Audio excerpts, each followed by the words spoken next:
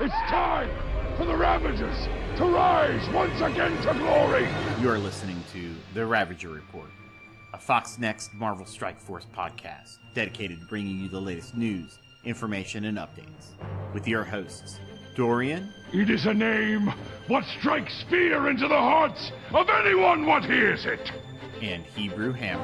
I'm Mary Poppins, y'all!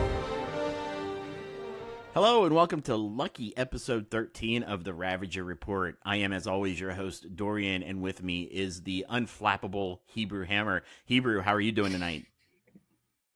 That's a new one. I'm doing pretty good, buddy. How about yourself? I'm doing well. I'm going to keep you guessing. At least I'm going to try not to do the same thing every week. So I like intros.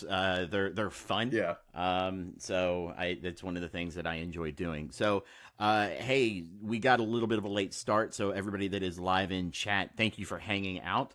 Apologize for the late start.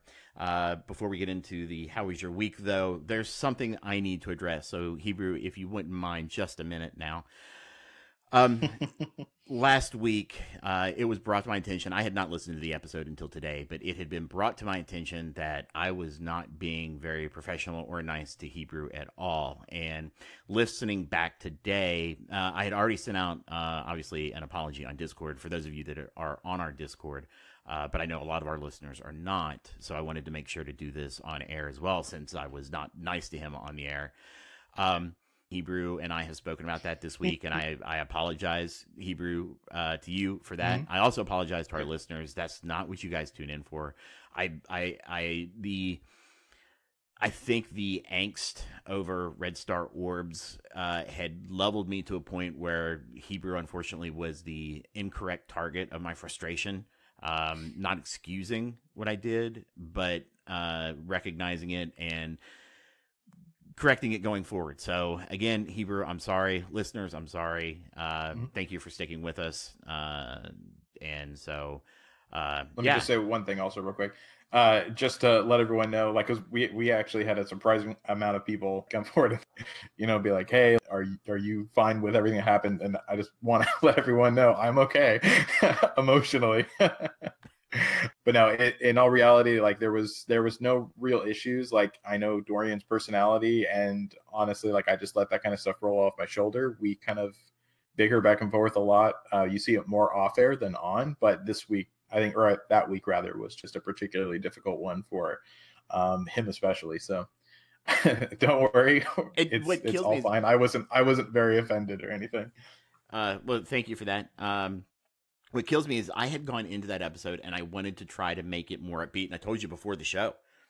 And I think that the stress of trying to maintain that, because you and I talked about, I wanted to do the good, the bad, the ugly. I wanted to do the good first. I wanted to try to have some positivity. But not excusing it, because there was no excuse. So thank you everybody. So let's move on, shall we? Yep. Okay. So what did you do this last week, Hebrew? So this last week, I had finals, so I've been studying all week, and it was pretty crazy. We had tons of stuff going on with the developers and the collaboration and everything like that. It was a lot. We'll get into some of that more later on, but I probably wrote, oh God, like a 5-page essay to our developer friend at FoxNext, and about all the issues and things that they need to do to resolve it and everything like that. It was terrible. And yeah, at the same time, whenever I was doing this, I was just like, oh my God, I need to focus on school. Why am I dedicating so much time to helping out a company that won't help itself? But so I was just super busy with that all week. I did get, I think I mentioned this last time, I got Super Smash Brothers. So in my spare time, I've been dividing up my time between that and this. And so, other than trying to deal with the fallout of Red Stars, it's been a somewhat normal week beyond that. So what about you? So obviously we had the collaboration this week. That was honestly a lot of fun. It was very enjoyable. I was a little upset that I I had a video done. I had sent it over to Valley Flying, and to add in and edit out, and he could not get the audio and the video to sync up. This is what happens when you ask a podcaster to do video. So I wound up getting to work, thankfully, a few minutes early, and I had to do it on my phone in one of the mini rooms and just read off the few lines that I had. So it was fun. And then just tonight, the reason why we were a little late is I had taken my dog out, and she's like a 60-pound, it's called a plot sound, mountain cur, or also known as mountain cur. But she's a big dog, right? I mean, 60 pounds is huge, but not light. But had gotten back into the house, and I had the leash on my wrist, and I was opening up a door, and she decided to bolt to jump onto our bed while the leash was on my wrist. So it bent my wrist in an awkward position and like pulled it. And so I couldn't move it for like a minute and a half to 2 minutes. I've broken my arm in the past, and I was afraid that I had done, it was broken or something because I couldn't move it. But after a few minutes, it turns out it was just basically a stinger. So it took some ibuprofen, and here I am. So there you go. Drug it up. Yeah, this absolutely. Is America. So, but in game, I've just been kind of having fun. All my defenders are near. Well, so Jessica's nearly done farming. They're all really kind of T11 now. My Ant-Man is currently 30k power. Yay, Ant-Man. It's been a fun week, to be honest with you. It's been a lot of fun. So, we did get a new patron this week. So before we do that, though, I do want to give a big shout out to all our patrons. You guys really kind of keep everything going. And without you, it's kind of pointless.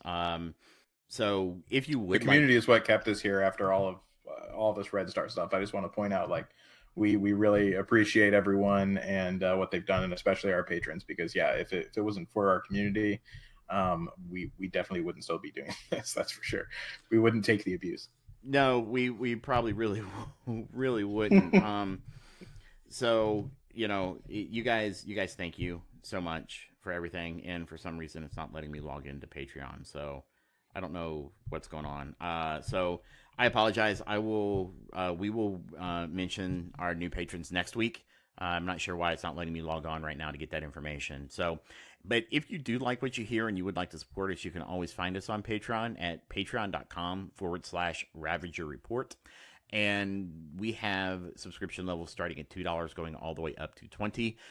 We're talking about adding some new features in, and maybe adding in a couple of extra subscription levels. So if you have any ideas, feel free to let us know what you'd like to see for maybe some of the higher tier subscriptions.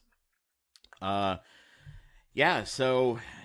let's dive into this week, shall we, Hebrew? Yep, let's do it. All right. So this week, we got a lot of data mining, and this happens after we get a brand new update. We get a lot of data mine push. So just a reminder, data mines are not 100%. They can and will change. So please do not base any farming strategy off of data mines or take them at face value until we get final confirmation. So Hebrew, I'm just going to you want me to just kind of burn through these, or you wanted me to stop after each one to have a chat, or? Just go ahead and stop briefly after each one, and we'll decide if we want to expand on it. Okay, so let's see. The first one on the list is legendary login called Red Hot. Log in every day to earn 18 Red Star orbs and 1 Elite Red Star orb. And then log in every 2 days to earn 2 Mega orbs. So I don't know if this is going to be 2 different logins. I say let's go ahead and one. Let's go ahead and table that part for later on. Actually, just the Mega orbs that are coming. That's good. 2 Mega orbs in a calendar. That's fine with me. So yep, I have no problem with that. And my question, though, on this is going to be, is this like a 7-day calendar? Is it going to be an everyday calendar? Or is it just part of the monthly calendar? That'll be the question for me to see. Next is earn various milestone rewards by powering up Green Goblin. Unlock the character, level him up, increase gear tier, and increase star rank. Just like we're seeing currently with the Miles event. Mm-hmm. Let's see. What's your thought on that one so far?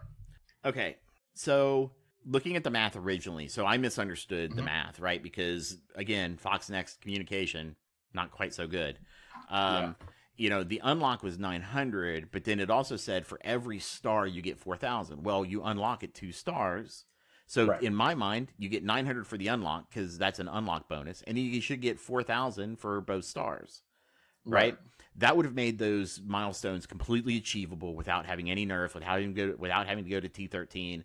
You know, people still would have had to, you know, get gear and probably spend a little bit, but it would have been much more achievable had they given you the star for even unlocking him, right? So you unlock him at 2-star, you get the 2,000. That would have made that math so much easier. I did that math; it was fine. Then somebody unlocked him and was like, "Nope, you only get the 900. You don't get the stars." And it's like, well, that's a kick in the pants. And that turned it back into that whole you had to have T13. Now they did nerf it, obviously, and lower the requirements for that milestone to make it so that maybe you only needed tier 11. Tier 12, yeah. Is it tier 12? I'm pretty sure it's tier 12, I thought I had seen somebody do the math and it was tier 11, but I'll take your word for it. That's still a kick in the groin, to be honest. Actually, I'm actually surprisingly have a different opinion on this one. I actually think that it's pretty good, only because you can actually so if you actually do your refreshes on it and you pull for it daily, you can actually get up into the high end as long as you're willing to also invest in him with his level, spend the gold to get him up to 70 and things like that and gear wise. But I think you can get up there pretty decently. I think that it's dumb that it goes all the way up to, basically maxing the character out star wise, because who in the world is going to pull for 7? Well, but remember, this is FoxNext. This is not this is not to be obtainable, because even so I agree with you, and I think that you're right that, hey, it is doable. The resource requirements for it, though, are going to force you to have to spend. Yeah, but what I'm saying is that you actually get into a decent chunk of the good stuff. Yeah. If you actually spend and are planning on upgrading that character, which is something that some people are doing, considering he's coming with a full team. He's going to be part of a set that'll be pretty powerful. So I think it's actually okay. I don't know if people expect me to freak out on this one or not, but I think it's actually, not too terribly bad. If I wasn't doing my current strategy, which I'll get into later on with farming characters from now on, and this was, how it was a few weeks ago, I would definitely probably be getting up to 16-ish, maybe. Yeah, probably around 16 or so. And that's with just doing my refreshes. Yeah, it's not too bad. It's getting I think that's 5 stars, level 70, and probably gear 10 or 11. Yeah, you do have 6 days from now to do it. Well, 6 days from the recording. And not to mention, we're also getting. Let me see. Does that end before the raid or no? Let me see. I'm not sure when the raid starts. The raid finishes in 3 days, so it should overlap with the Miles raid as well. Raid. I don't know. So this kind of goes to, I think this is a counter, kind of a counter to some of the negativity or realization that we amongst others have discussed with Red Stars, that there was no reason to farm new characters. Because unless you get a Red Star for them, what's the point? Because you don't need, honestly, if you don't have a 4-star Red Star, then you don't even bother with them anymore, really.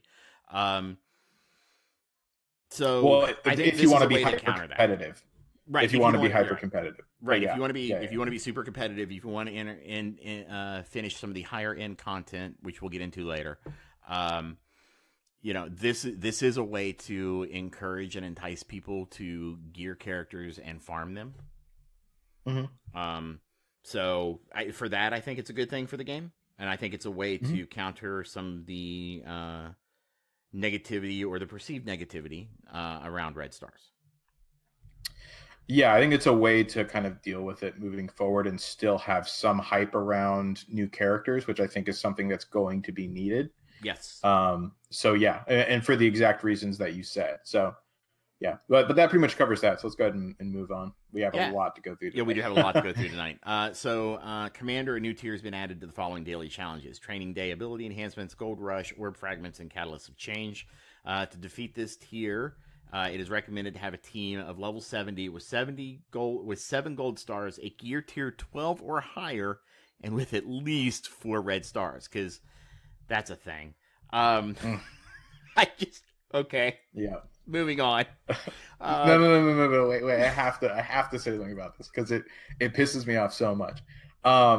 So the fact that, granted, we don't know exactly when this is coming out, but considering it's in the data mine right now, chances are it's probably dropping relatively soon, especially since we've encountered that bug that we saw recently. That leads me to believe that it's definitely coming up. But I think that including a necessity for red stars, and this was one of the things I preached against since the very beginning with red stars, is that it was going to skew the perceived power cap. And so if we're required to have, or not required, but recommended to have, these specific characters, because remember that each one of these is going to require specific traits. So what are the chances that we're going to have 5 people with those traits but at 4 red stars?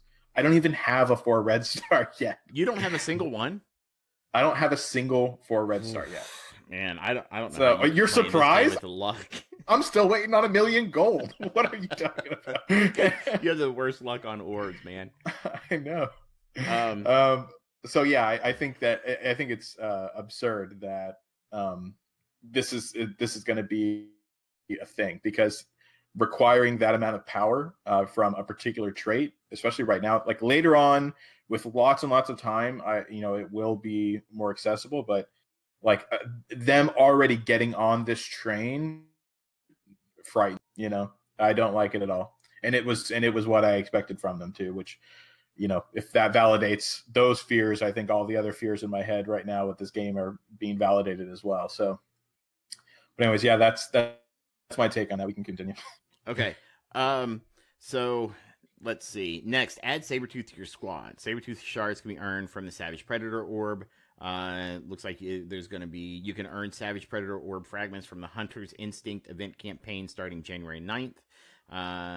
You can recruit Sabretooth early for a limited time by purchasing the orb in the store for 500 power cores or via special offers. When the event starts on January 9th, the orb will no longer be purchasable with power cores. I'll believe that when I see it. Don't wait to add Sabretooth to your team. Recruit Sabretooth now. Yeah, okay. So Sabretooth's going to be farmable, and you can buy him. Let's see. Add Pyro, kind of the same thing, but it's starting December 27th. Mm-hmm. This one just angers me. Naughty or nice, it's up to you to decide. Visit Marvel Strike Force on Facebook. Vote naughty for 5 shards of Loki, Sabretooth, Hand Sentry, and 10,000 gold, or vote nice for 5 shards of Spiderman, Vision, Shield Medic, and 100,000 gold. The community's winner gift will be given out at the end of December, and the results are in your hands, so vote wisely. Or, okay, please don't do this. Okay, so first of all, 5 shards of any of these is just an absolute waste. And then you're going to give us 10,000 gold for one and 100,000 gold for the other. And honestly, both of those gold levels are pretty insulting with how bad of a resource crunch gold is right now. Yeah. So I hate these. Mostly because I have a slightly different. I don't do Facebook, but Mm-hmm. I don't book of the face. So yeah, okay. Yeah. So what do you think? I think that I think that I like the fact that they do stuff for, holidays and everything like that. Like I think that that's a good thing to do.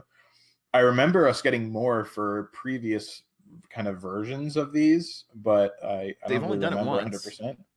Well, no, I think it was Halloween. They did the trick or treat thing, and they did Ronin and Black Widow, right? Right. And I think I don't remember how many shards we got though. I think it was more. Right. What I'm saying is we've only done this one other time. Yeah, and I liked that. That's what I'm saying. Let me just, I guess, crack it up to what I was getting at. I like that they do free stuff. That's good. Free stuff is never bad. I wish that they would amp up the rewards a little bit because, 5 shards of Loki, Sabretooth, Hand Sentry, whatever, 15 shards total. Not that impressive. 10,000 gold and 100,000 gold is like pennies compared to things that we actually need. So neither of those will make any difference whatsoever. I like how they think that there's like a trade off there, like 10,000 gold or 100,000 gold. It's like, yeah, bro, like what are you tempting me with? That's like a quarter of what I need for one level right now. I want to my character. And here's what kills me, right? So on the naughty, you get 5 shards of 2 completely unfarmable characters. Mm-hmm. Okay, so you get Loki and Sabretooth. Right. Hand Sentry is not a hard farm. And he's actually good if you want to run a Mystic team. And he provides some good early meta stuff, right? So when you're first getting into arena and things of that nature, if you're not farming defenders, Hand Sentry is a very viable part of any team that you're going to run. Then you've got the nice side, where you've got Spiderman, Vision, and Shield Medic. Of those 3, only Vision is a hard farm. Spiderman is in Blitz Store. Shield Medic has 2 nodes, I believe, and they're like low energy nodes. Yeah, that's why the gold is the counterbalance. Yeah, it's not a great system. It should be like a lot more rewarding, but it's free stuff. Whatever. Let's go ahead and continue, I guess. Yep. So, and then next, Commander, for the next 4 hours, the cost to recharge your characters and reuse them in Blitz will remain 5 Blitz charges. Use this time wisely to climb in the ranks as far as you can. So I assume that this is probably coinciding with the Red Star, the double Red Star blitzes, at some point during that time, it's kind of annoying because it's we get the cheaper refreshes, I get it, but it's just more time that are required to blitz, and I hate it so much. Yep. So that's still kind of annoying to me. I don't think I'll ever get over that now, so I should probably just stop bitching about it. But right. Yeah. Hey, look, man, I'm right there with you. I've got a life. I've got things to do. Mm-hmm. I'm done blitzing. I honestly, I kind of went in on the Red Star blitz we had Monday, and I'll at least do all the milestones for the 2 this weekend and maybe push a little bit. But other than that, so here's my thing though. So to counterpoint that though, I love the fact that they're running multiple blitzes at one time. I know I may be in the minority there, but I actually really like it because it requires you to think about what you want to do. It makes you think. It actually makes you strategize, right? You have to decide what's more valuable to you for your team. Is it getting, the current, for Venom? Because Venom's actually kind of important to one of my teams. Do I push for Venom to push him to 6 stars? Or do I put in time for the Red Star? Well, I'm going to do Red Star because I can get Venom elsewhere through the raid.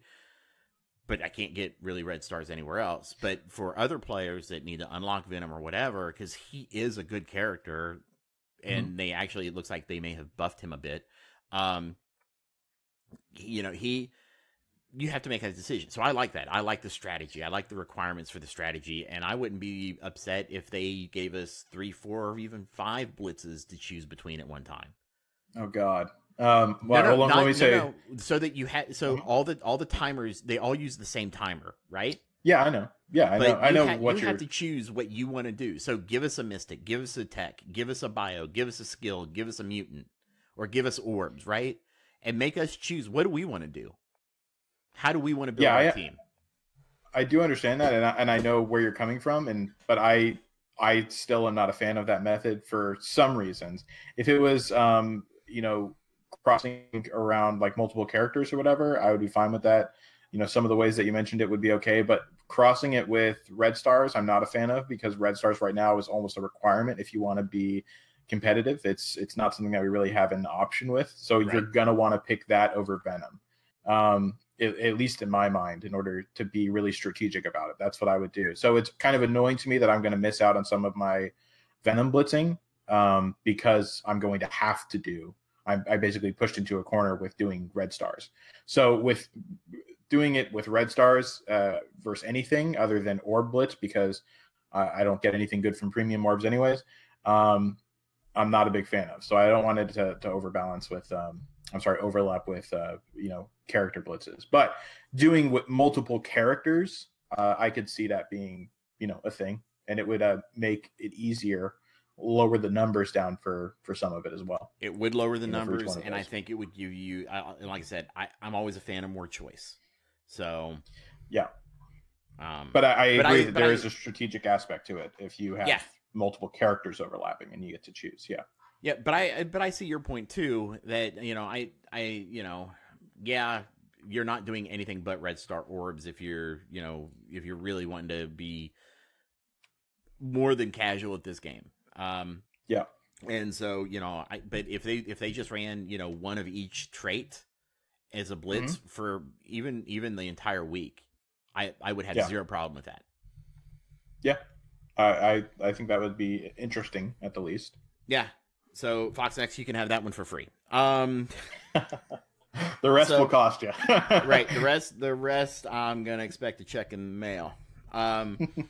So, all right. Well, that is the Datamine that we've got available. Now, we do get these from the Marvel Strike Force Discord channel, which is free to join. It is not the MPO or the community. I can share out maybe we can post a link to that somewhere on our Discord. Yeah, they do also usually have most of it in the MSF community one as well. But yeah, all of those data miners, they deserve a big pat on the back. We really appreciate it. Yep. So if you see a data miner, give them a hug, but ask first. Sorry. Don't want to be accidentally Me Too'd or anything. Just ask permission. So, all right, we're going to move into the news. So we had quite a bit of news this week, and right before the show, as always, the blog post dropped for Red Stars, and we are going to get there, but we're going to save that to our last bit of news because it is going to garner the longest discussion that we're going to have of the night, I imagine. So, first thing I want to discuss is it's been reported there is a vision bug in the game where people are saying that like they go into a raid or they go into a blitz, and he does his special that does the ability block, and I'm sorry, that's his ult, isn't it? You wouldn't know. Why am I asking you? Why am I asking you? Yeah, sure. So he does his ability block, and it's freezing or crashing the game. So I don't personally have this. I think that the issue is a corrupt data file. If you have the means, I would try uninstalling the game. Actually, clear your cache first. I don't know how to do it on Apple, but I'm sure you can Google how to clear cache. Clear the cache because that'll delete all the data files. Then uninstall the game. Then reinstall the game. The uninstall reinstall may not be necessary. Just clearing the cache should do it. That clears your local data store. Try that out. See if that works. I'm not guaranteeing it will, but I've had to do that in the past for games that have been buggy. So sometimes you get a corrupted data file. So there is this bug known in the game. After that, there was a content creator collaboration this week. Oh, did you want to talk? Mention real quick? Yeah, I'm sorry. Just want to mention. Am I supposed to give you an opportunity now? Yeah, right. With Vision, I just want to. Wasn't it last week that we had the question of would I delete Vision from the game? I think so. I just find it it's really funny that this happened the next week, just a few days afterwards. This bug came around. I'm just saying, he had to go.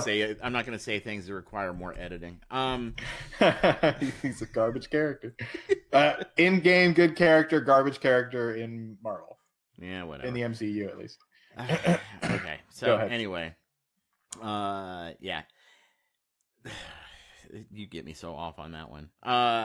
So this week there was a content creator collaboration done between. So we were involved. Chewy was involved. Valley Flying, Tony Bing, Pop Pokemon, Tana,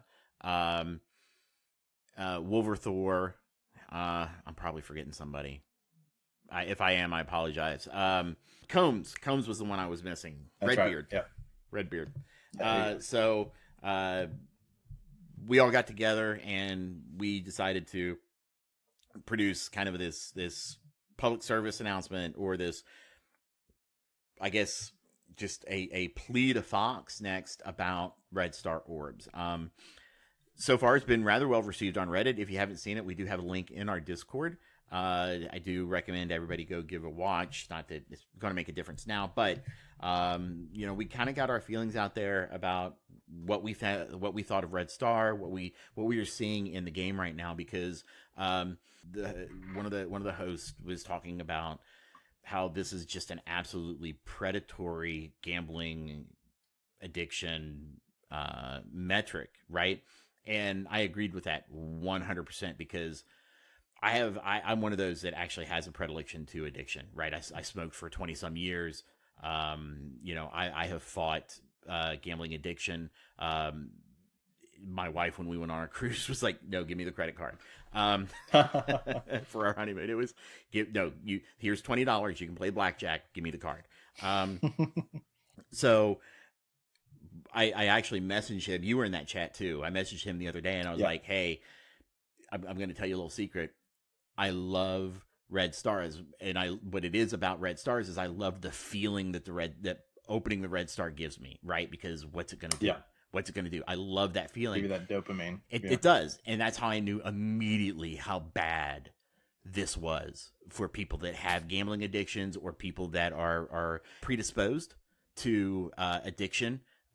This is the flashing lights, bells and whistles. What am I doing? It gives you that anticipation, and lights flashing, the orbs fall from the sky, and you're just like, oh, it's purple, it's gold, oh crap, it's a 2-star. Is that Southern Belle gasp here to stay forever? No. Although I'm going. Okay, quick sidebar. I'm going to try to get a soundboard. Even if I have to do a software one. So we got those that wanted to do it and agreed with us to join, and we had a really good time. So you obviously were really busy with school and didn't have an opportunity, but you were there and participated and helped guide us. Chewy, unfortunately, he got slammed at work and wasn't able to participate with the video, but he actually, I don't think I'm telling any tales out of school. He actually helped. Actually, I think he was the mastermind behind, I want to say 99% of the script the script.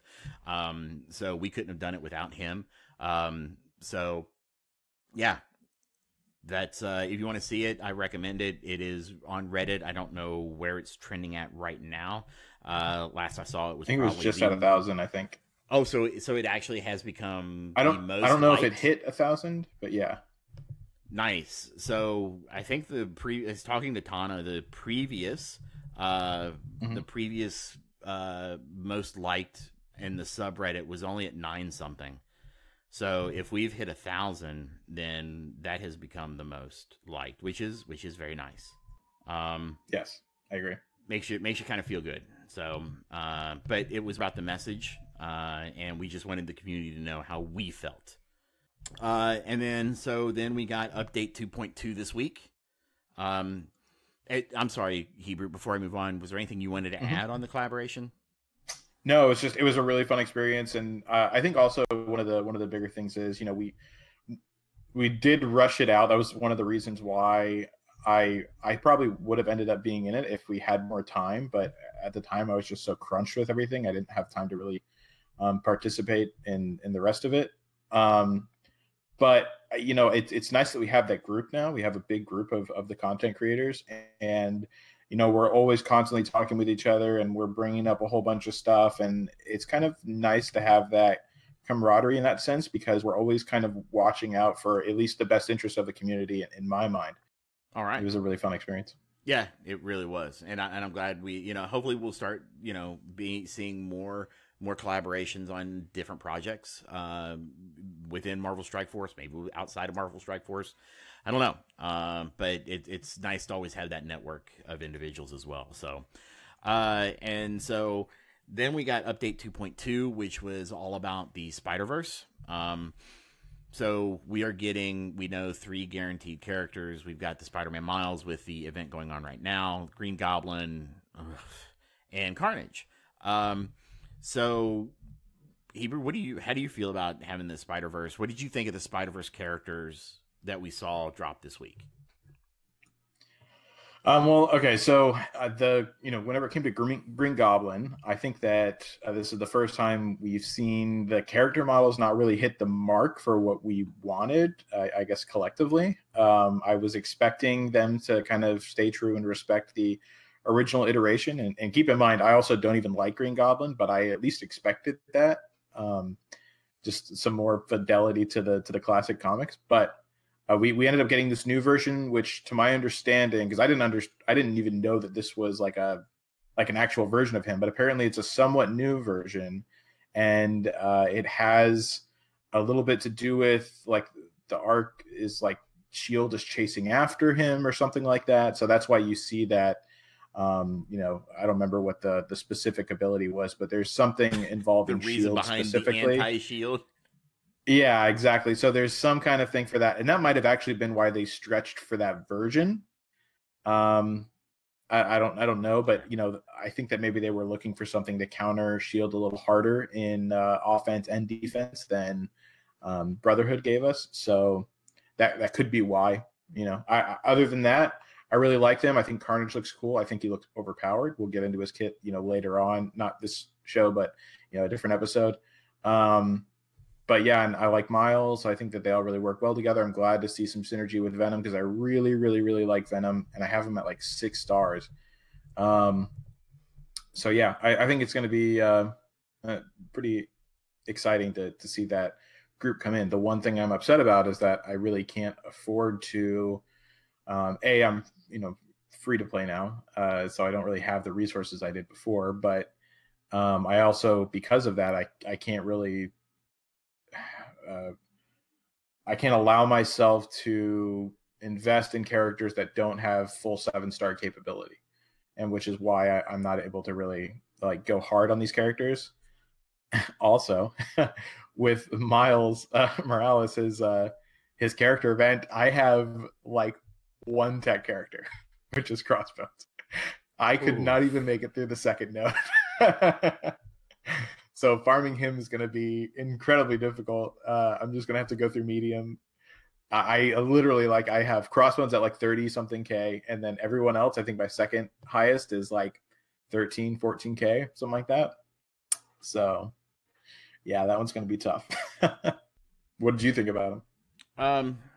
So I was disappointed with the Green Goblin. Even if you look at the Ultimate, I don't think he had wings. This is the first time outside of Carnage I'm not happy with any of the artwork. So Green Goblin in the first iteration, I've got to take a look now. When he was first released, it honestly looked like he was constipated. It was horrible. Oh no, he still looks that way. If you go in game, he looks like he's sitting on the toilet, man. He just needs a newspaper. Whatever.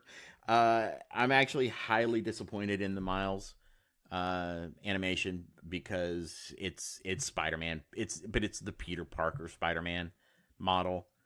He's got the same movements. I mean, down to the what I look for is I looked for the minor stuff, right? So if you look at his hands, both Spider-Man have the index finger just slightly curled forward.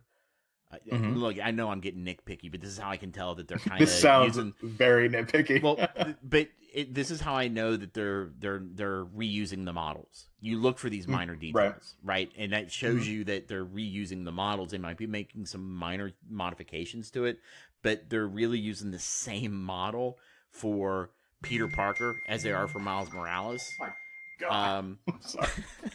I just got a billion messages. I don't know what just happened. Oh, your campaign energy is ready.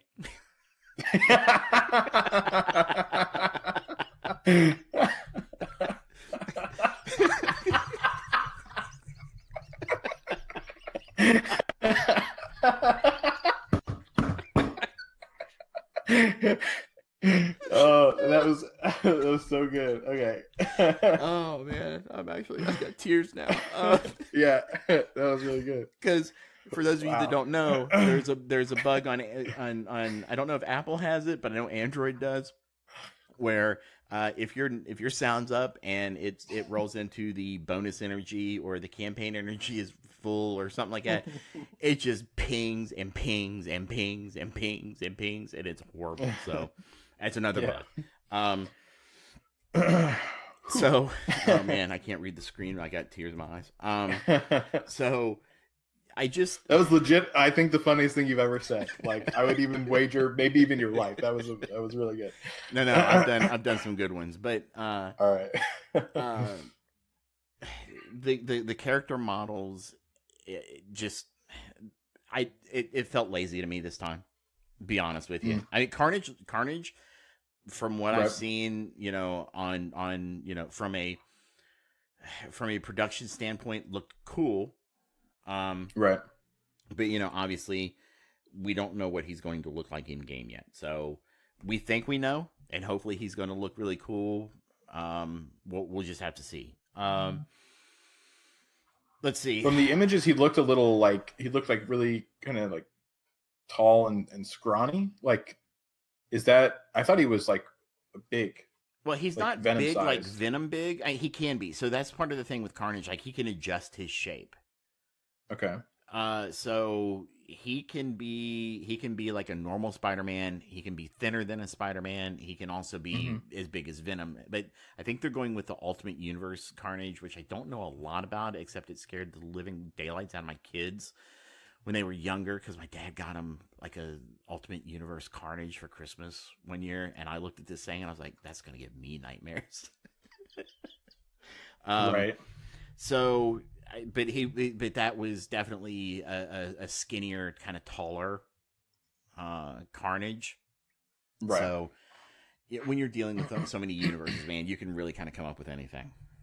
So yeah, I mean, I think Carnage, since he is kind of like basically like a weird kind of liquid symbiote thing, he's, I guess, more malleable. It makes more sense that he looks slightly different, but the Green Goblin thing just really didn't make any sense to me on that one. But yeah.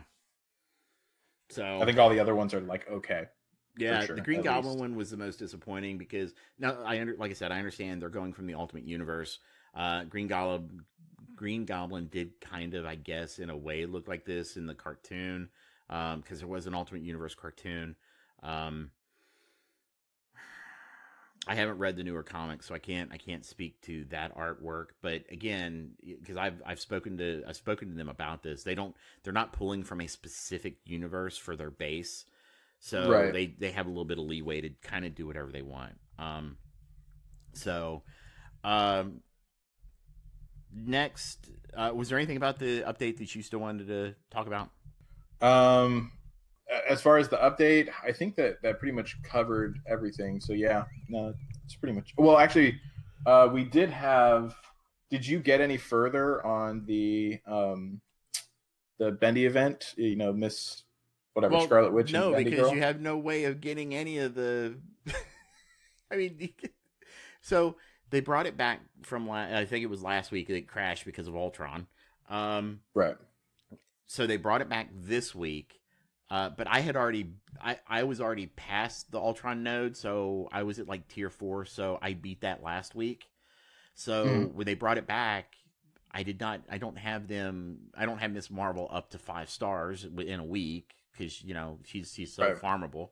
So so that bringing it back is great. I personally can't do anything with it, but I'm happy that those that haven't had a chance to do it yet are able to do so, especially with Scarlet Witch now being in the arena store. So, right.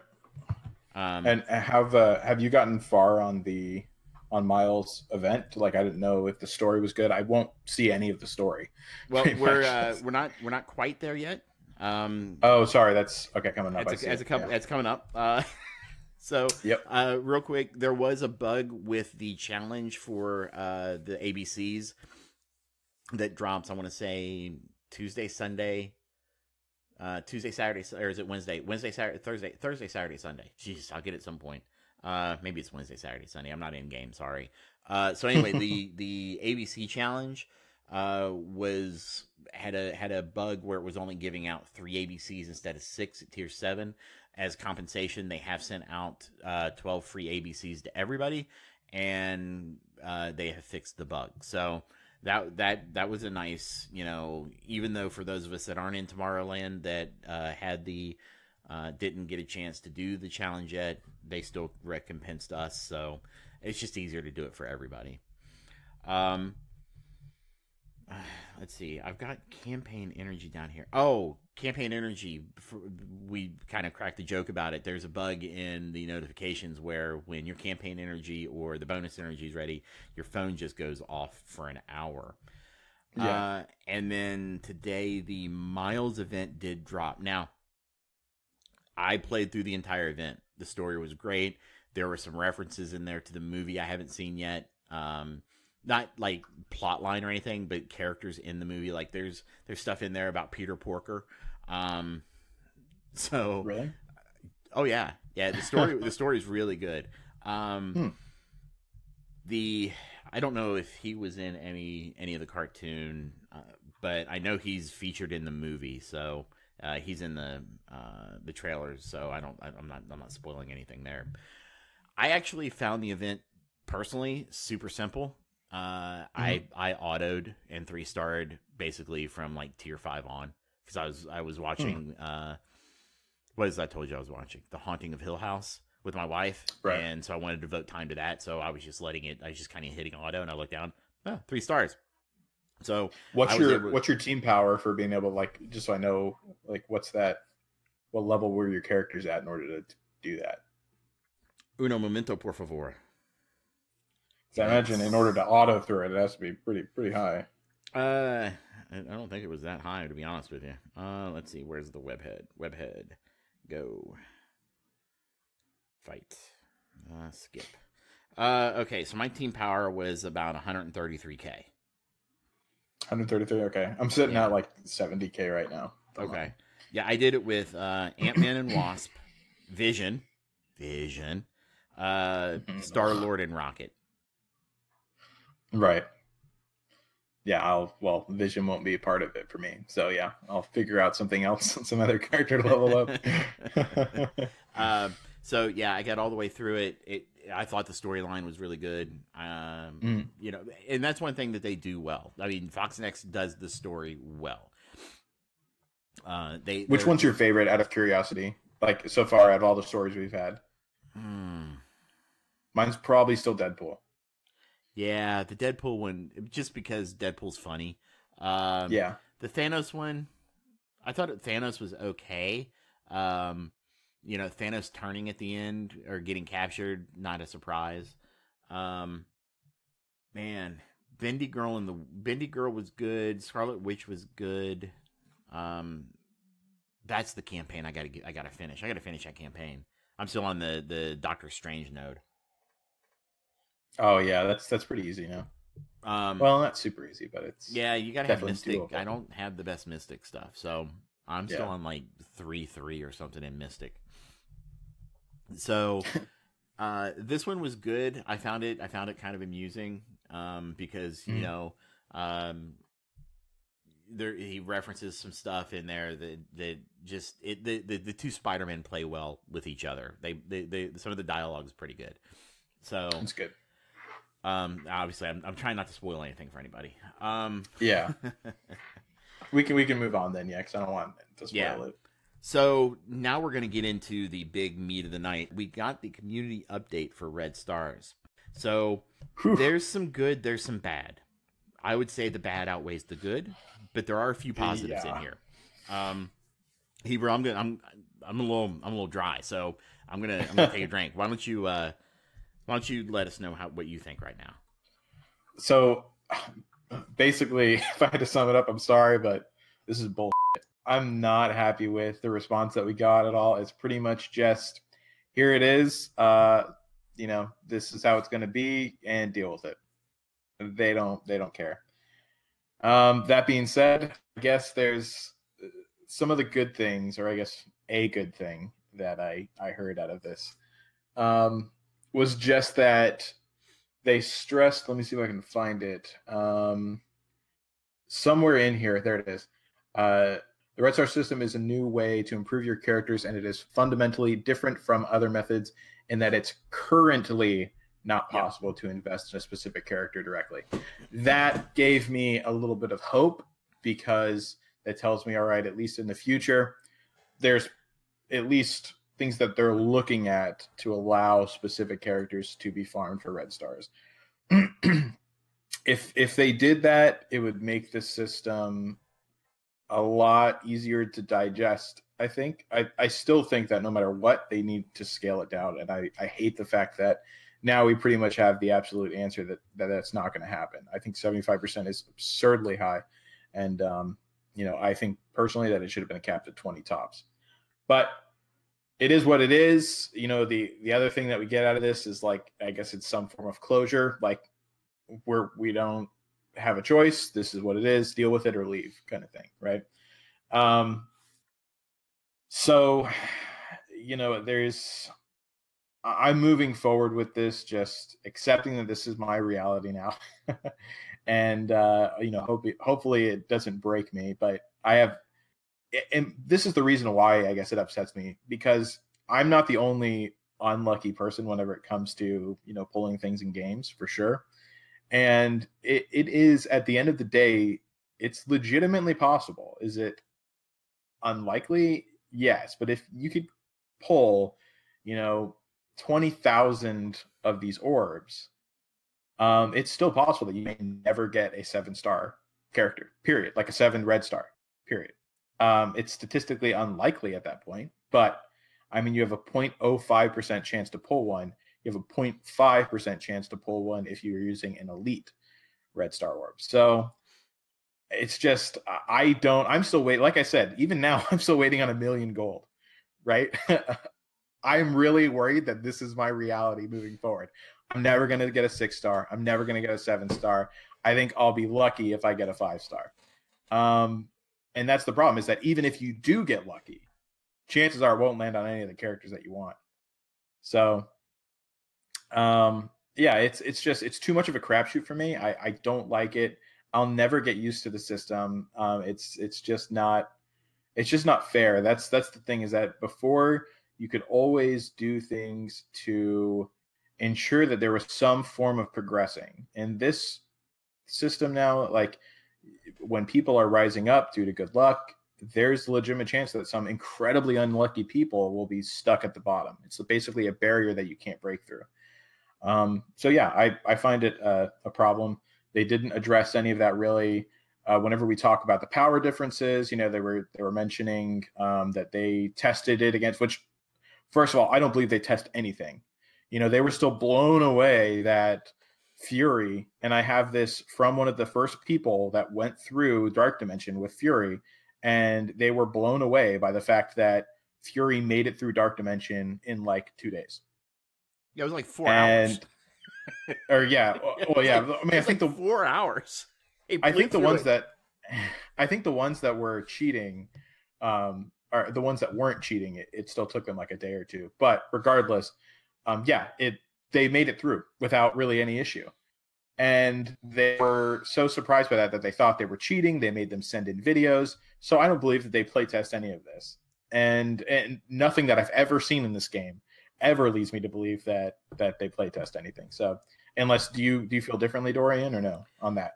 No, I think maybe what they do is they run through they may run it through simulations, and they take like a baseline of those results. So they may have run, say, 10,000 simulations of Fury, and the baseline or the mean of those was, maybe it took 5 days, rather than the player, because players do things different than AI. So unless you go down and physically play it, simulations, you have to throw some randomness in there. That's the problem. Well, yeah, it depends on how optimized their AI is. Because the AI that we have is relatively low grade. Like, I mean, there's better AI. Like, they could easily put in better AI, but they don't, and that's fine. But, you know, the simulations that they use are obviously not very good. If they do use any simulations, that's, you know, we're speculating on that. But yeah, I don't think that they really test. And my main point of that was whenever they say that, you know, oh, we're using the full maxed out shield team, and we're beating people, you know, with a 3-star version of an entire team for, who did they say they were going against? Let's see, Star I think Wars, it was a Vision, tech team or Rocket, something. Drax, and Crossbones. Yeah, so tech team, and so with that, I'm thinking, Kinda. you're using a maxed out, well, it's a Metatech, but you're using a maxed out Fury shield team. And I've said this from the beginning, the only thing that's really worth farming now are people once you get 7-star drops on them, or Fury. But their baseline here for playing against things was a maxed out Fury team. People don't commonly have a maxed out Fury team. B, you should not be play testing it against the strongest thing in the game, because he's already stuck behind like the biggest paywall. Yep. So that's stupid. And they're playing it against 3 red starred people. Well, the power the curve Crossbones really was a 7-star. But well, yeah, I haven't got to that one yet, because there's a separate problem with that. But the 3 red starred, I mean, that's not where the power curve. That's at a 10%. If I remember correctly, that's 3 stars is 10%. Like, it jumps up to 75% at 7 stars. That's ridiculous. And then so their next thing was they were talking about going up against a 7 red star Crossbones, right? Yeah, I don't know what they were doing, but have you tried to stun a fully maxed out 7-starred Crossbones? Because you're going to have a really hard time at least consistently doing it. So there's like playing well against a character that doesn't really do too much, because there's only so much you can do before he resists all of your debuffs to try to play around him, right? And even if you try to, you know, AoE buff yourself with defense up, you know, 500 million damage, you're going to still be blown away. You know what I mean? And of course that's an exaggeration, but he's going to still do tons of damage to your team that you might not be able to make up for. And the fact that we have to play around it for some person that just happened to get lucky is crazy. Yeah, that's one of those things you can't prepare for it, right? And that's my biggest you don't balance around beef. that. You can't prepare to fight against a team like that. It's impossible. Yeah. You know, or at least incredibly difficult, and certainly not consistent. Yeah, I want to say, like, speaking to this one, I hope you don't mind if I jump in for a second, but speaking to this one, you know, it's like,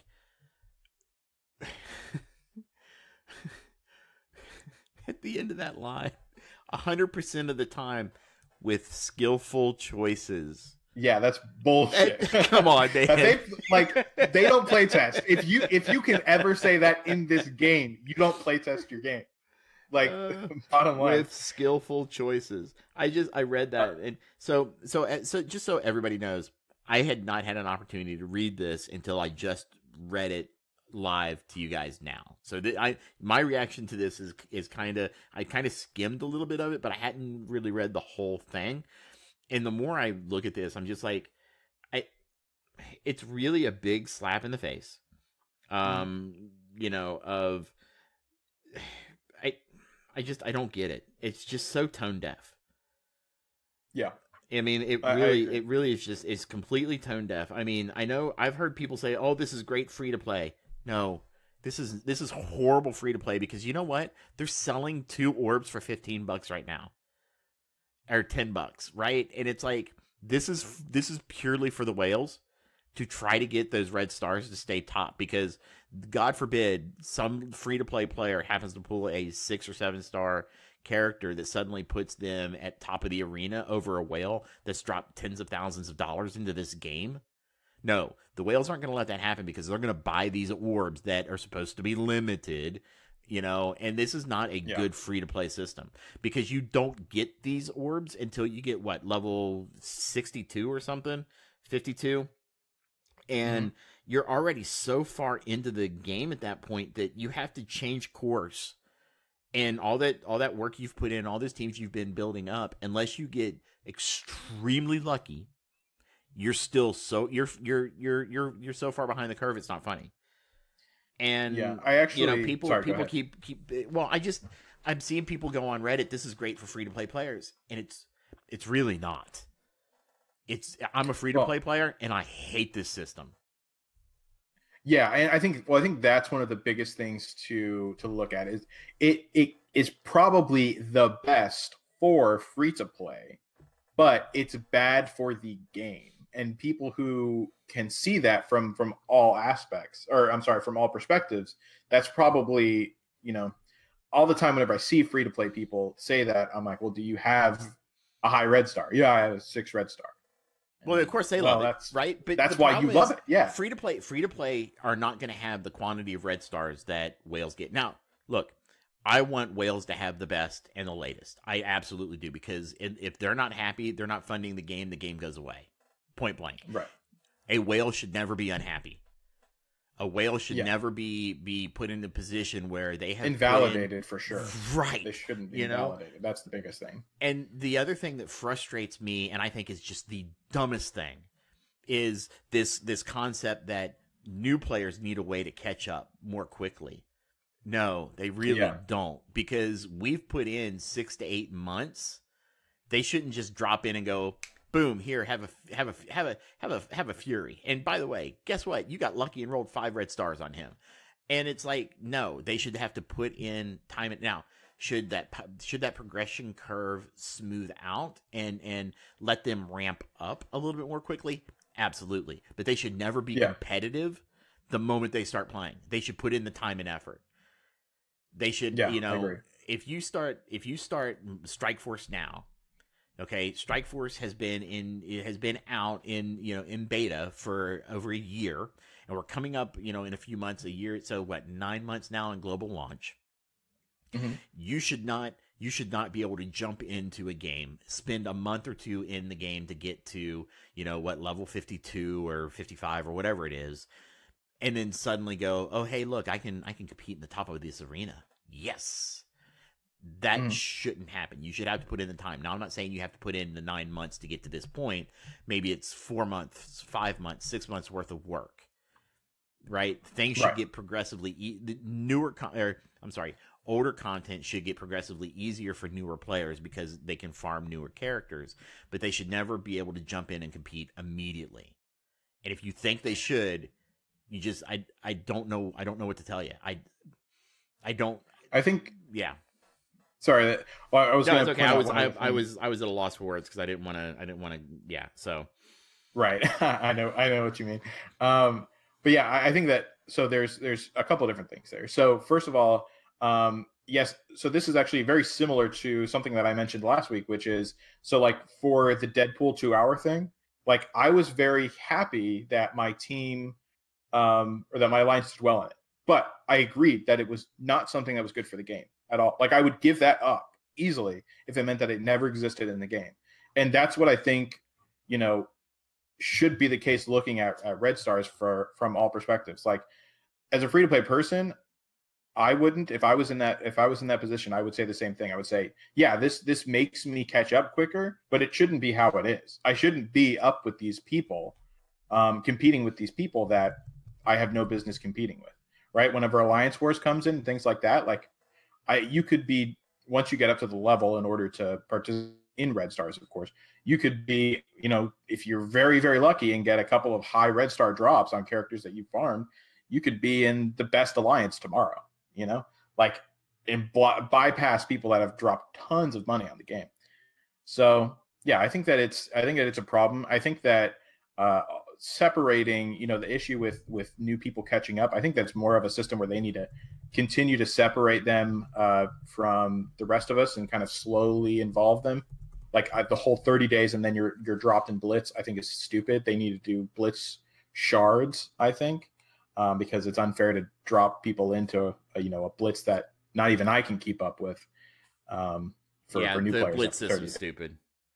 That's stupid. But yeah, that's something that we've done for a while. But yeah, I mean, overall, it's just people are feeling invalidated that have spent money, and that's never good for a game. You don't want your spenders to say, wow, I really wish I never spent money on this game. Right. Playing off of that, they're playing off of that purposely by saying, oh, now people are catching up to you that haven't dropped any money. And you're like, well, shit, I dropped so much money. I want to keep my position. Now I'm being forced to spend more money. Yeah, and this is gonna absolutely screw with what we suspect. What we suspect is how Alliance Wars is going to play out, where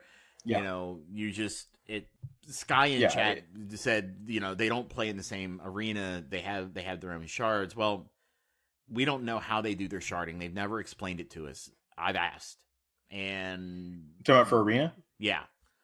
I believe that it's like the certain amount of people that join within X time are put into this shard, but that doesn't matter either way, because you're going to have people that spend that aren't lucky, starting off as well. So you're going to have people that are whales, that are starting out. They don't have to. They're not just whales because they've been playing a long time and they spent, So you're still going to have that issue with no matter what arena you're in. It's a whales versus free to play kind of problem that you're seeing.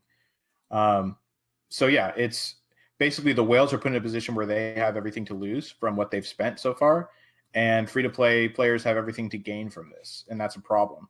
And it's forcing the whales to spend, and a lot of whales can afford to spend on it, but there's a lot of us in kind of the middle dolphin area that we have made our investments into the game wisely to get to the position that we're at. We don't want to spend a lot more money. And now we're in a situation where we want to spend our money to stay at the competitive level that we're at, but we can't afford to.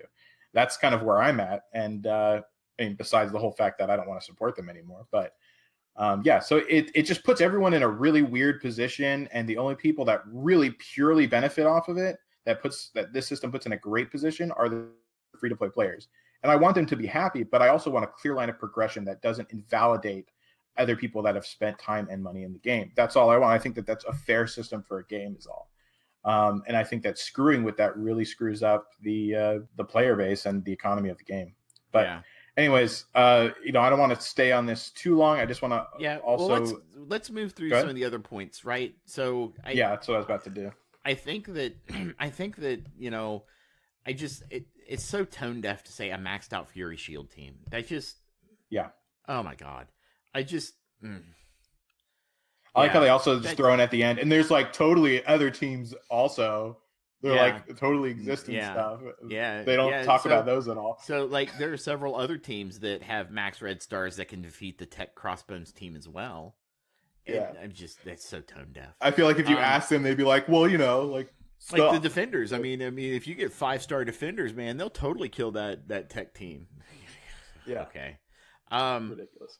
The problem is they haven't, and so, okay, the red star accessibility. There's some good stuff in here, and I want to make sure that we don't let the good get lost in the negative, because like I said, there is some good. There's more negative, in my opinion, than there is good. Mm-hmm. But one of the lines they had in here, I really took a lot to kind of choke down. Mm-hmm. We recognize that to reach that point will take some time and trust. You got to actually do things. You got to actually do things to earn trust. And FoxNext has not done enough in a long enough period of time to earn our trust. Yeah, I think they're lying to me constantly. Actually, right? I mean, I feel like there are some very grotesque things I think they're doing to me that I won't. that are very very uncomfortable. Like playing with your dopamine button in your brain. Playing with my saying, dopamine button in my brain. Ding, ding, ding, ding. There's a if anybody has ever seen Clerks 2, not Clerks 2, but Mallrats, it's an uncomfortable place, like the back of a Volkswagen. I've never seen any. I didn't get any of that reference. Oh my gosh! There she blows. I'll message you later. Let you know what that is. So I think it's great that they are adding in better ways of getting the orbs, right? The achievements are nice. Like you and I are both level 70, so for us, we're gonna hit 5, 10, 15. We're gonna drop 20 orbs as soon as these achievements hit. Right? Anybody that's level 70, you're getting 20 orbs. Just boom, you're done. Um, that's nice. The back-to-back orb blitzes, that's whatever. Blitzing, it's the worst. It's one of the worst game modes in the game because it's such a huge time suck. Yeah, great. You gave us that. The seasonal logging calendar is nice. One of our listeners, Moose, reported that he missed, like, he went to get it. It was like the same day, but like I guess GMT or something had switched over, and he didn't get it. And it's a really kind of a weird story, but you got to fix your time zone issues here, guys. It's, you know, if a guy is still on the 15th, and you say that on the 15th you can get something, but in your calendar it's switched over to the 16th, that's bad. If he can't get it, but it's still the same day for him. So anyway, they gotta fix some of their time zone issues. But there was nice in here where it says you'll be able to, hopefully, I guess, maybe possibly get these for specific characters, but I worry how much it's going to cost, to be honest. Yeah, we don't know what it's going to cost and how much it's going to cost, you know, how often we're going to see it. Like, we don't really know any of the variables with that. But I think the fact that they have at least said something about it, about moving in that direction, is good. You know, now that this is a reality that we have to live with, you know, we'll kind of take what we can get with this. And I think that that's moving in a more positive direction. Hopefully they'll see that. I think that if I'm being totally honest, and this is a theory, right? But I think that there was something along the lines of the merger coming up. I think that their future was uncertain. And I think that they decided we need a cash grab move. This is how we're going to do it.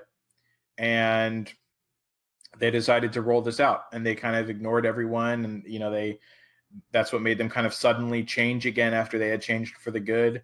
And they were just trying to be a money hungry company because they might fold or something in the future, which it's the only way that this really made sense to me from a responsible business perspective, considering the direction that they went back into a while ago.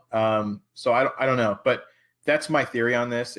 And I don't think that they are going to be closed down now, because I think Disney acquired them and did not close them or take away their IP or anything like that. So I don't know. That's all like neither here nor there, because I don't know 100%. But basically, I think that this was just a kind of cash grab move that we're having to work with now. Because I think it's important to keep in mind this was something that wasn't needed and wasn't wanted. Nothing in the game said that we needed this. We weren't at a point where we needed another progression system. And all of us pretty much unanimously said no. Yeah, and make sure we say not another progression system. A progression system you have no control over. Right, exactly. I mean, it was a progression system purposely designed to make them money. That's it.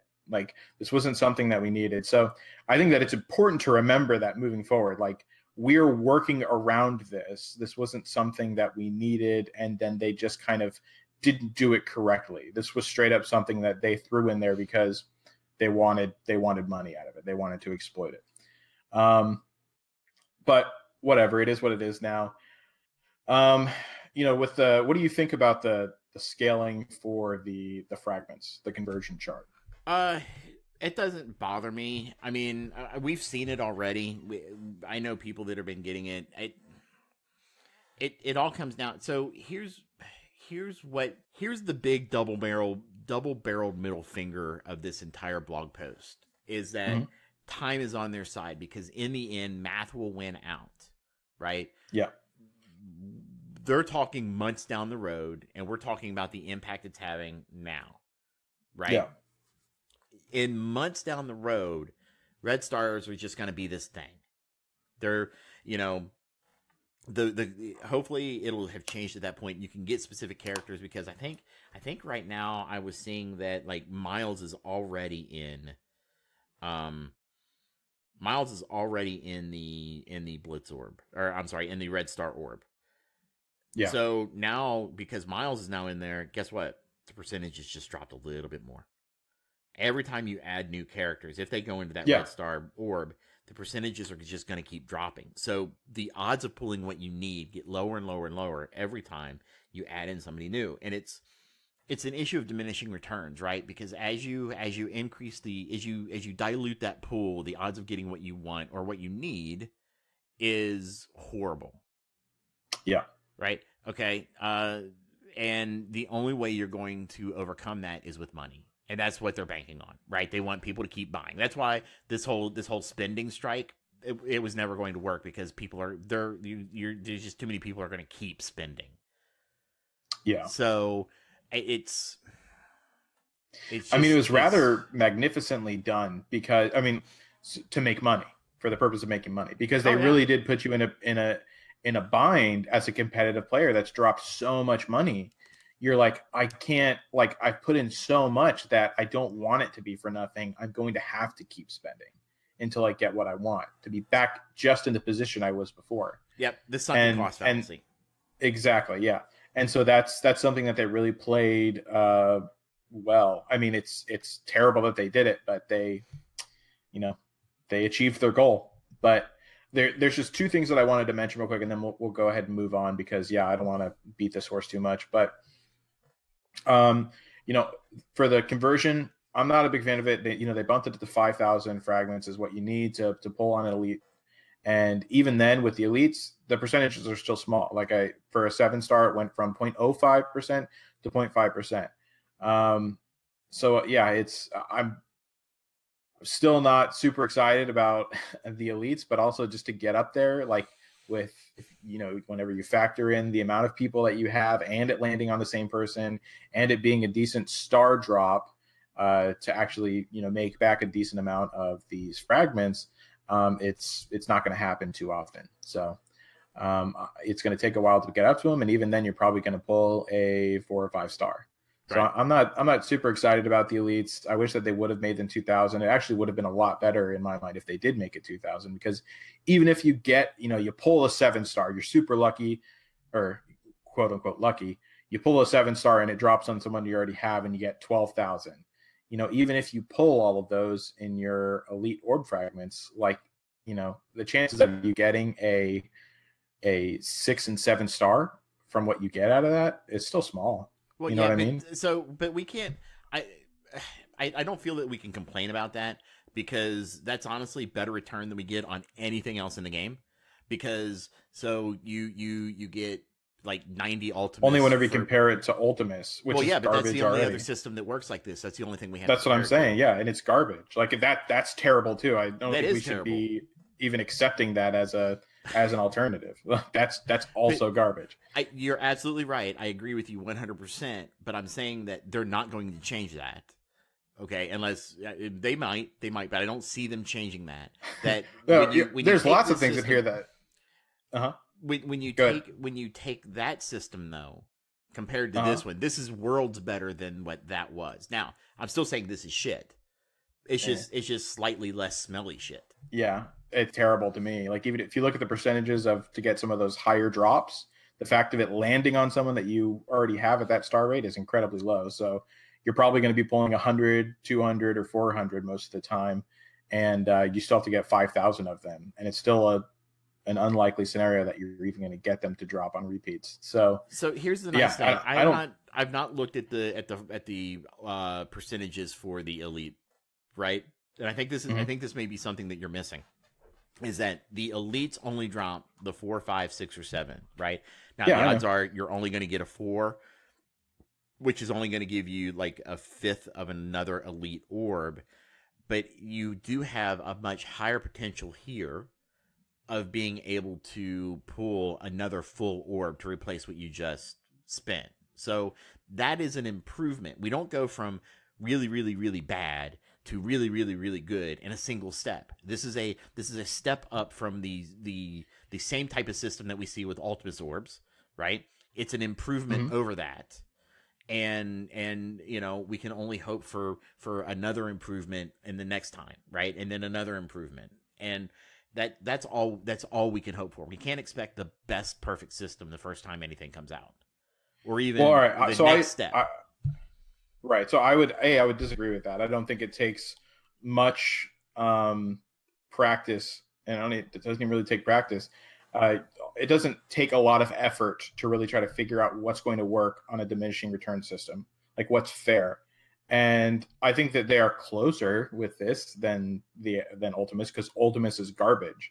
But I don't think that just because Ultimus is garbage, I'm not going to be happy with this. No, and I don't think I'm saying be happy. I'm just saying recognize that it's better than what we have now, right? At least they made an improvement over that. Yeah, I fully agree that it is better, but it's not good. But yeah, I mean, like, still, even then, like, so in order to get a full drop, right, you need a 6-star. Your chances of pulling a 6-star is 2.5% in an elite orb still. So, and then, like I said, 7-star is a 0.5% chance still in an elite star. So either way, I'm just not happy with it, the whole system in general, and needing 5,000 points to get up to an elite, even whenever, repeats cost more or give you more. Just not a fan of the whole system. But anyways, the other thing I was going to say, though, is a good thing, which is just kind of echoing something that you said. We're going to be seeing a lot more of the Red Star orbs come out. The calendar that we're having come out. I think you get 18 this month, from, if I remember correctly, and then 1 elite. So that's good, and I'm glad that they're giving out an elite orb for free. I think that this is just for this month, or whenever they start this. I think it's just going to be for like the 30 days. I don't think we're going to see it very often, but it sounds like overall they're trying to increase the rate at which you get orbs, which is better. And it will certainly expedite the process of creating a little bit more normalcy in the player base whenever it comes to red stars and their impact on power levels. So that's good. I still really have a problem with the small percentage of people that might be barriered out of something purely because they don't have luck. I don't feel like that should ever be a metric to allow someone to not compete with or compete because of. Anyways, though, that's Red Stars. That's what they decided on. It is what it is moving forward. We're going to try to continue to have a better outlook on it now that we've kind of gotten the reality of the system out of the way. At least for me, I'm still trying to swallow it all, but it'll become a little more normal for me in the future, I'm sure. Well, and that's what they're banking on, right? That's what they're banking on, is that you're either going to accept it or you're not, right? And so I did want to talk real quick. They are going to be adding them, obviously, to new content. They're not going to be bringing it into current content, which is good. Oh yeah, good call. I'm still not a fan of adding it to new content. Look, I understand that you've got to have, when you bring out new content, you have to make it more difficult. Although I slightly disagree with raids, only to the point that raids are meant for characters, like the beta raids, the gamma raids. I don't know if that's a necessary thing, because maybe you can make an argument for that. My problem, though, is that it's what we wind up getting is still completely random. So if it's a 4 or a 5 red star character that's on a trait node, and you don't have a 4 or 5 star character of that trait to be able to combat that, it's poor game design to me. Because you're now required to have RNG to beat something that they're putting into the game. You can't farm for that. You can't strategize around that, unless you've already got, like, we would have to be really lucky to have, 170k team at that trait power to maybe overcome that 1 4-star character.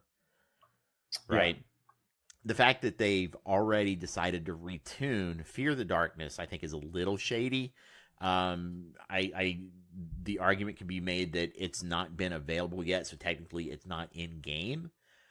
But at the same time, this was planned content that they then decided to retune for red stars. And I think that one's borderline shady, to be honest. Yeah.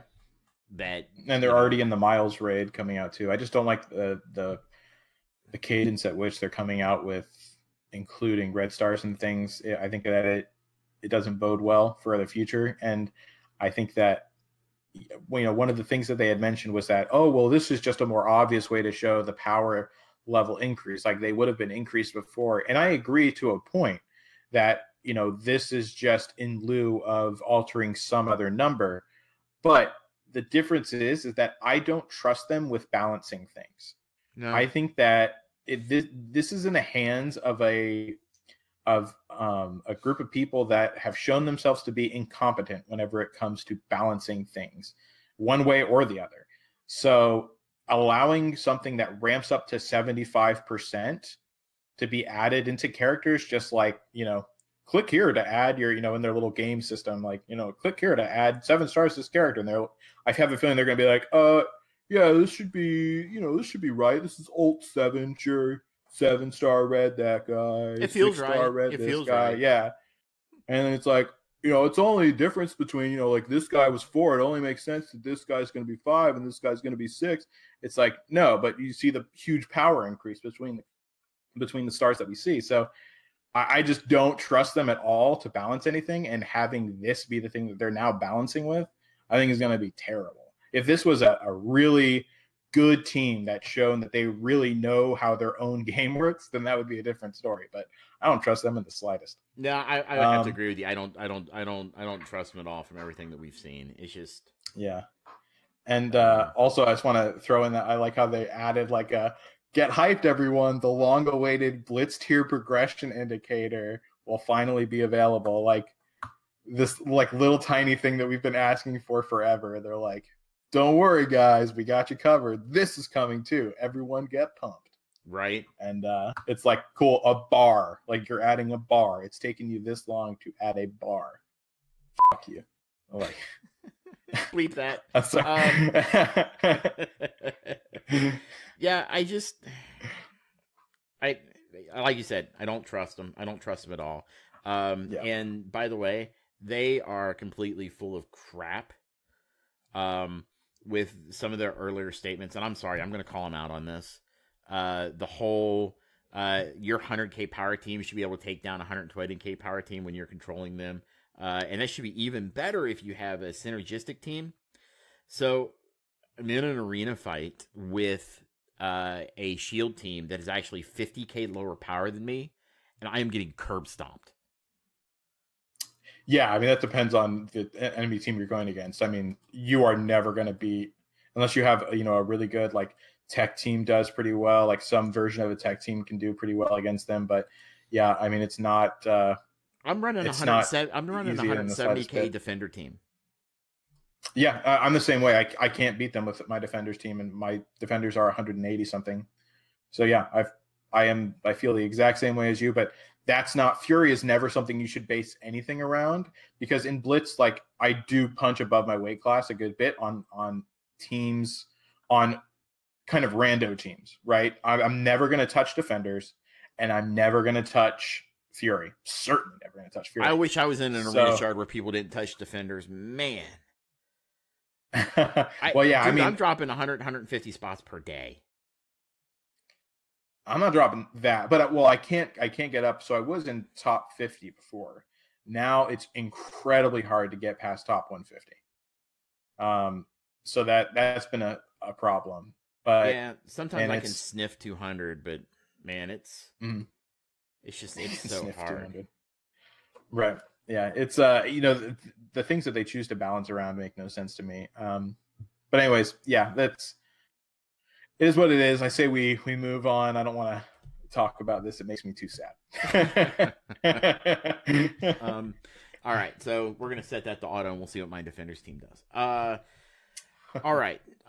So that's really kind of the news of the week. We've gone, I think, pretty in depth on the Red Stars and everything else. So it is time to move into the grab bag, and we've got a lot of questions this week. So we're gonna kind of jump right into this. So Hebrew, the first one's for you. If Gambit came to the game, this is from Pete Wisdom. If Gambit came to the game but was only available from premium orbs or orbs for purchase, surprise, I got defeated. Like Sabretooth, would Hebrew ever end his spending strike? So, Hebrew, will you wail on Gambit? I didn't even think about that because I've always maintained that I would wail out for Gambit, but honestly, in this, like the way it is now, nope. I am so upset with them. I'm never going to give them any more of my money, period. Like my thing before, my hill to die on was give me a VIP system and I'll start spending again. I don't even think that will work anymore unless it was a really good VIP system. Other than that, nope. I'm not picking up my credit card for anything in this game anymore. I'm totally free to play now. That being said, pick up said, that credit card for it anyway. Yeah, and I should certainly remember to pay it off. Especially don't trust that zero interest. Yeah. But yeah, I think that, I think if I knew that Gambit was coming, though, I would save up all of my cores. Like, I wouldn't touch anything. I would save all of my cores. I wouldn't do any refreshes, and I would try to roll on, as much as I could. And I would still do like a big, reveal opening thing on Twitch for it or something like that. So, but I don't think he's coming to the game anytime soon from what I've heard in the dark underground of the content creator realm. Yeah. So I don't. I think we've got some mutants coming, but definitely I don't think he's going to be one of them. Yeah. So we'll see. I applaud you, by the way, for your sticking to your principles. Yeah. Let's see. Mike C 2015 says, "What if they reworked Red Star so that each faction basically got a leader and only that character could get red stars? For example, Shield is Fury, Avengers is Iron Man, Guardians is Star-Lord, etc." I would not be a fan of that. I don't think that, because a lot of these teams, especially when you look at like the Avengers, anybody really, because I would say Cap more than Iron Man, but Iron Man at times, Cap at times, other people at times, you have different leaders for some of these different teams. So, well, what if you could pick your leader? You can, basically there's a leader spot and then there's 4 other spots. Well, but so when you're building the team, or so you're saying you would get a faction red star, so you would get an Avenger red star, and if you had a different leader in there, they would do something different. Yeah, I've got that in another game. It's an okay system. Everybody's got their own specific leader abilities. I don't think I'd be a huge fan. Excuse me. So personally, I wouldn't. I don't think that would be a good rework of the Red Star system. So we're going to go ahead and move on to Hulk Smash 50. If FoxNext asked you, Hebrew, how to fix the Red Star fiasco, what would you tell them to do? Do you have anything beyond what we've already discussed? Not really. My biggest thing would be just to fix the traits. I would say make it trait based. That'd be my biggest thing. I think that would fix a lot of things. It would give you the RNG that you needed, or that the game wanted, I guess, and then it would allow you to, have some decision making in the process. That I think would be the best way to do it, and then also recap it, or I'm sorry, not recap it, but cap it at 20%. Yeah, I don't know if I like the 20%, but I see your point. 20% feels really light, but considering what they're doing anyway, yeah, 20% is fine. Let's see. Mizio asks, "I'm not very familiar with the Spider-Verse. Are there any potential characters they are adding that could be a tank or healer?" Really, a tank, probably. Honestly, I think the ultimate version of the Green Goblin is probably would be a tank. Yeah, he's really big. He takes a lot of damage. He takes some punishment. Healer wise, I'll be honest with you myself. I never really got into the Ultimate Universe.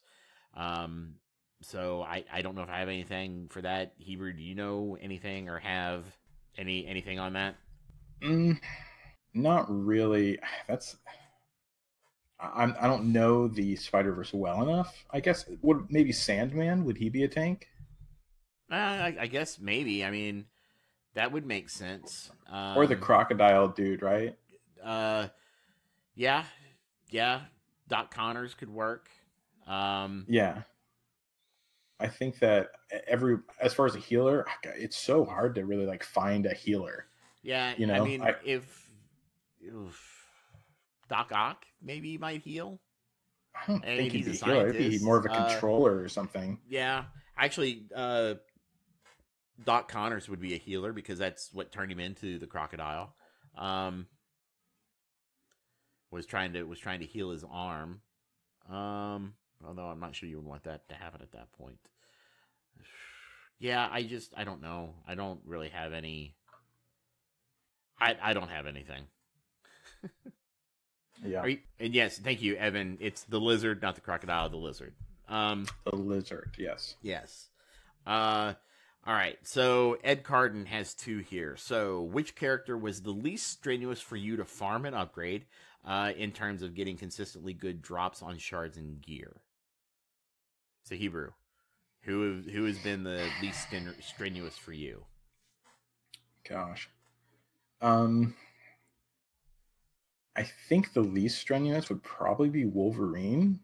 I didn't because I legitimately never focus farmed him at all. Like I never focus geared him, but he's one of my probably not my top, but like top 10. Like you think he's like my eighth highest character or something, and that's purely just because like things just kind of fell into him, and I think he takes a lot more greens than everyone else.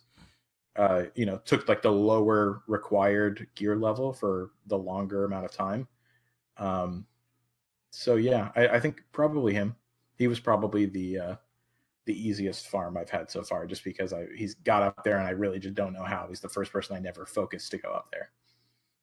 Yeah, I think Wolvie's probably up there for a lot of people.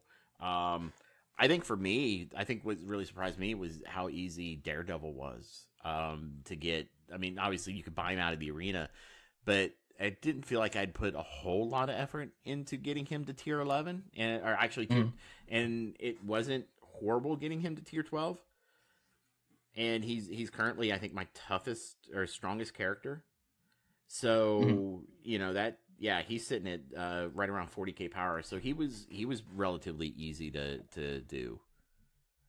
Right. And so then he asks, which has been the most excruciating? I'll answer. Can I just say any Kree? That hasn't been the most excruciating for me, but yeah, I mean that's valid. I think anyone in a team, if you're leveling up the whole team at a time, that's excruciating because there's going to be that commonality between specific characters, and so you're going to have just a huge draw on that. And there's only so many nodes you can farm in order to get that gear per day. Right. So. Yeah. Yeah.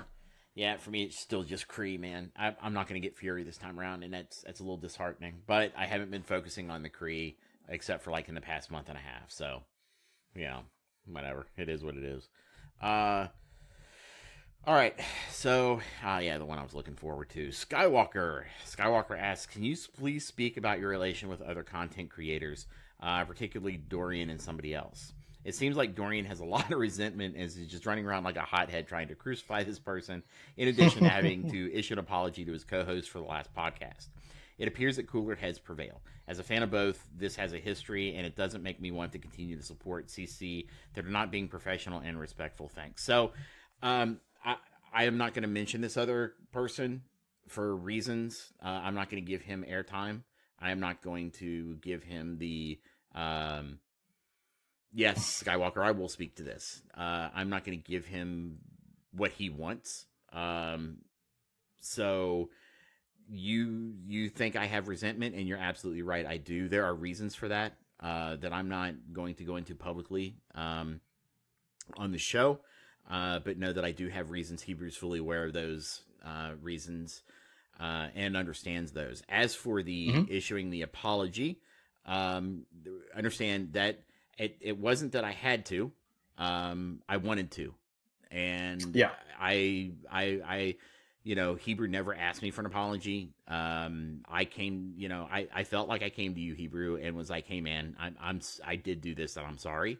I didn't think I was, but obviously I was. So yeah, I mean, I can speak to that a little bit just on the fact that, I mean, I'm just not the kind of person that really like, I let this kind of stuff roll off my shoulders. Like I said, we kind of go back and forth with each other a lot. That day I could tell, like, even before going into the show, he was particularly stressed and not in a good mood. So that didn't surprise me. But it is what it is. He was douchey that day, bottom line. And he knows that. But he also came to me like several times messaging me, being like, holy shit, sorry, I didn't realize that I was like, I'm getting all of these comments. Like, I had no idea that I was doing that or that I sounded like that last time. And I was like, yeah, you were kind of a condescending douche last time, but it was because of the stress. Like, it's not that big of a deal. So yeah, it was what it was. It wasn't a big deal, at all, but I appreciate everyone, coming to my aid on that, at least, or not necessarily coming to my aid, but I mean, like recognizing that and being like, hey, people shouldn't be treated like that, but it just wasn't what he meant. That isn't how he normally is or anything. So I try not to be, I would hope after so much time, people go, oof, that doesn't sound like him. Yeah. But I also want people to be able to come to me and not be afraid to message me and say, hey man, dude, that was rough, or quit being a prick, or something. Feel free, come talk to me, right? I try to take feedback from people and apply it. So it's one of the things I try to do. I'm not always successful, obviously. I'm human, I make mistakes. But if you feel I'm doing something, tell me. Do it publicly if you want, I don't care. I try to take all feedback to heart. So yeah, I think I've kind of answered that one. Hebrew, what do you think? Yeah, no, I think that's fine. Okay. It is what it is. It's fine. Yeah, I mean, if I need to elaborate more, fine, but I don't feel the need to right now. I feel like I've kind of said my piece and I'm ready to kind of move on. Yeah. So let's see. Dark said, "Don't flame me, but do you think our opinions of red stars will change in 6 months if the game lasts that long? Through duplicates and other things. Either way, they need to reduce the amount of orbs they sell as predatory for people with gambling problems." So I'll let you answer this one first. So yeah, I mean, I mean, look, this game, it has always been really bad about offers, right? It charges a lot of money for a little bit of stuff. This time is no exception, but it's also put it in a particular situation where you kind of need this in order to be at the same level you were at before. So, and we already kind of spoke on that, so I'm not going to elaborate on it too much. But so yeah, this time it's really like they're digging in to the whole like predatory gambling issue that we're seeing pop up, all over the world with laws coming in and being debated about on a much higher platform in a government level. So yeah, I think that's a problem, and I think that something about that should be fixed. But as long as they cap that, and make it so you can't really spend that much on it, maybe like one offer every other day or something like that, I think would be okay. But as far as in 6 months, I think that it's definitely going to be, better. It's definitely going to be better. The longer that this game survives through this, it will be better. But I think that there's always going to be some person that is the most unlucky, right? And you're always going to have someone that is the most lucky. And I think that it creates, even though it's going to be for a very small amount of people that really just don't have any luck in this game, I think that it's going to be a big problem, and it's just not fair. And I think creating the system where that can really be, like, I guess, expand to affect you in all realms of the game it's not right. So I don't think that will ever sit well with me, but I think that it will certainly be better for the majority as time goes on, and put it like that. Yeah. So I'm a big believer of the statement that time heals all wounds, and there will be another catastrophe that drops in 6 months. And Yeah, I'm worried about the next thing. Right. I mean, it's kind of with I love this game, and I think that FoxNext, but they have a pattern and a track record of every 3 to 5 months. It feels like they're just doing something, right? Do I think that our opinion's going to change in the next 6 months? Yes, because they'll have stabilized, they'll have gotten better at how we farm them. I think it's good that they are listening to us. I don't know if the collab video had any effect at all. I'd like to think it did. I haven't asked, but I do think that in 6 months things will have been improved to the point where we'll just be like, meh, red stars. Remember that when that was a thing? Yeah. So there will be some bitterness about the way it was handled, from the communication to the backlash and everything else. But I don't think it'll be as big of a deal in 6 months as it is now. I just think that the real kicker here was just that this was something that could have been implemented so much better. Yes.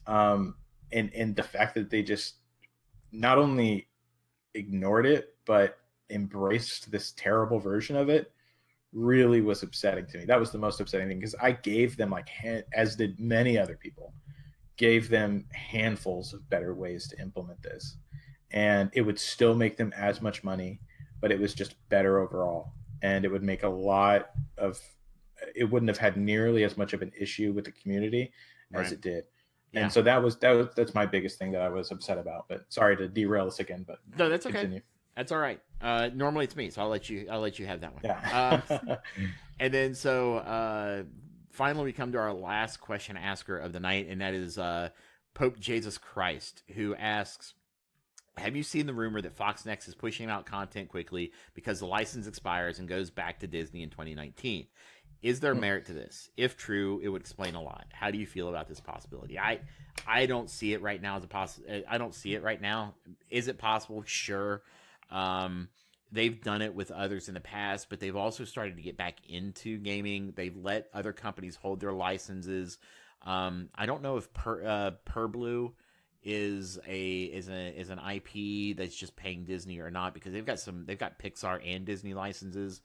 We all know that Disney owns Marvel as well as Lucasfilm, and they are allowing other companies to pay for licenses. Again, they're not Disney owned, but they are allowing content to be made for those licenses, no matter how bad those games may be. So am I worried right now? No, because I think that we would have heard more rumblings about it either A, being shuttered, or B, being on the market for sale. Because Disney owns FoxNext, which means that Disney owns the license that it sold to itself at this point. So I don't believe there's any fear of quote unquote license expiring, because they now own all the brands involved. So there might be some legalese here, and I could be completely wrong, not a lawyer, but I think that if they wanted to, they would have just done it already.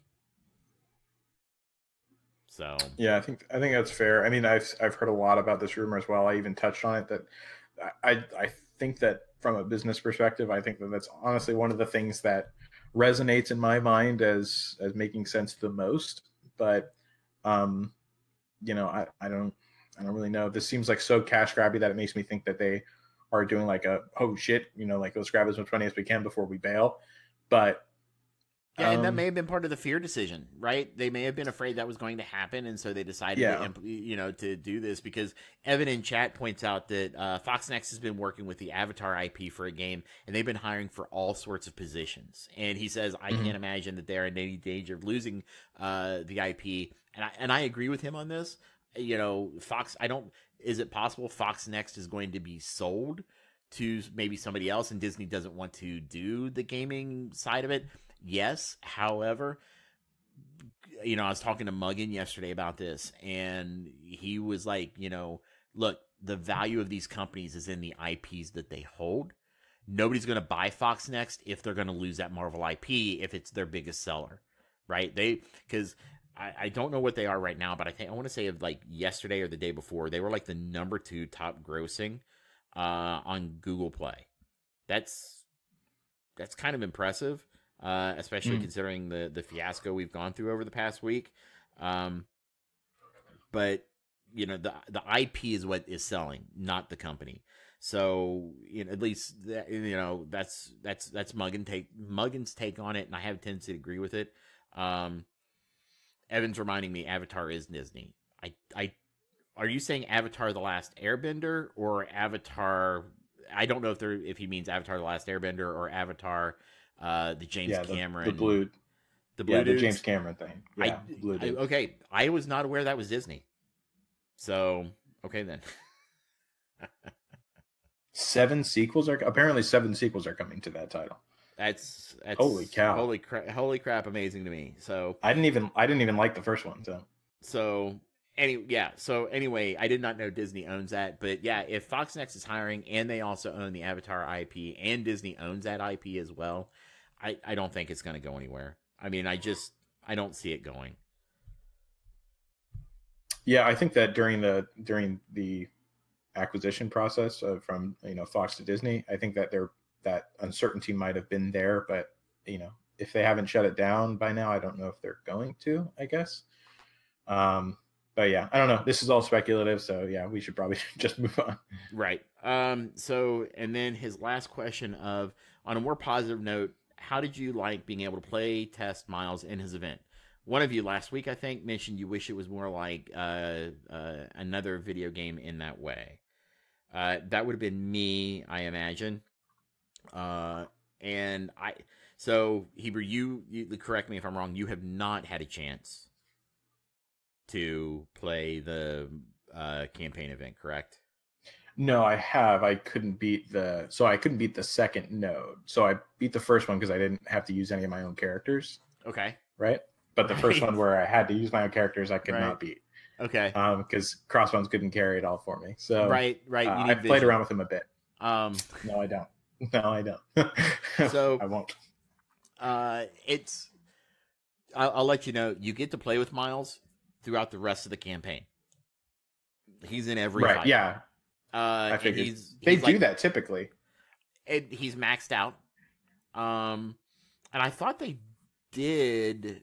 And actually, I think I know what Pope is asking here, and I don't think it was us, but I like how they do it in the game you reference here, and I think that what we saw with the Miles event was a lot of fun. It was nice seeing his abilities in action and kind of being able to see how he would work. So the thing here is, and Chewy's mentioning this in chat, is that with the other game, you can go in and replay those marquee events and test different synergies. Here, you're stuck using only tech. So I can't take in like Spider-Verse, right? So I can't take in Mystic or Cosmic or my Defenders. I can only play with tech.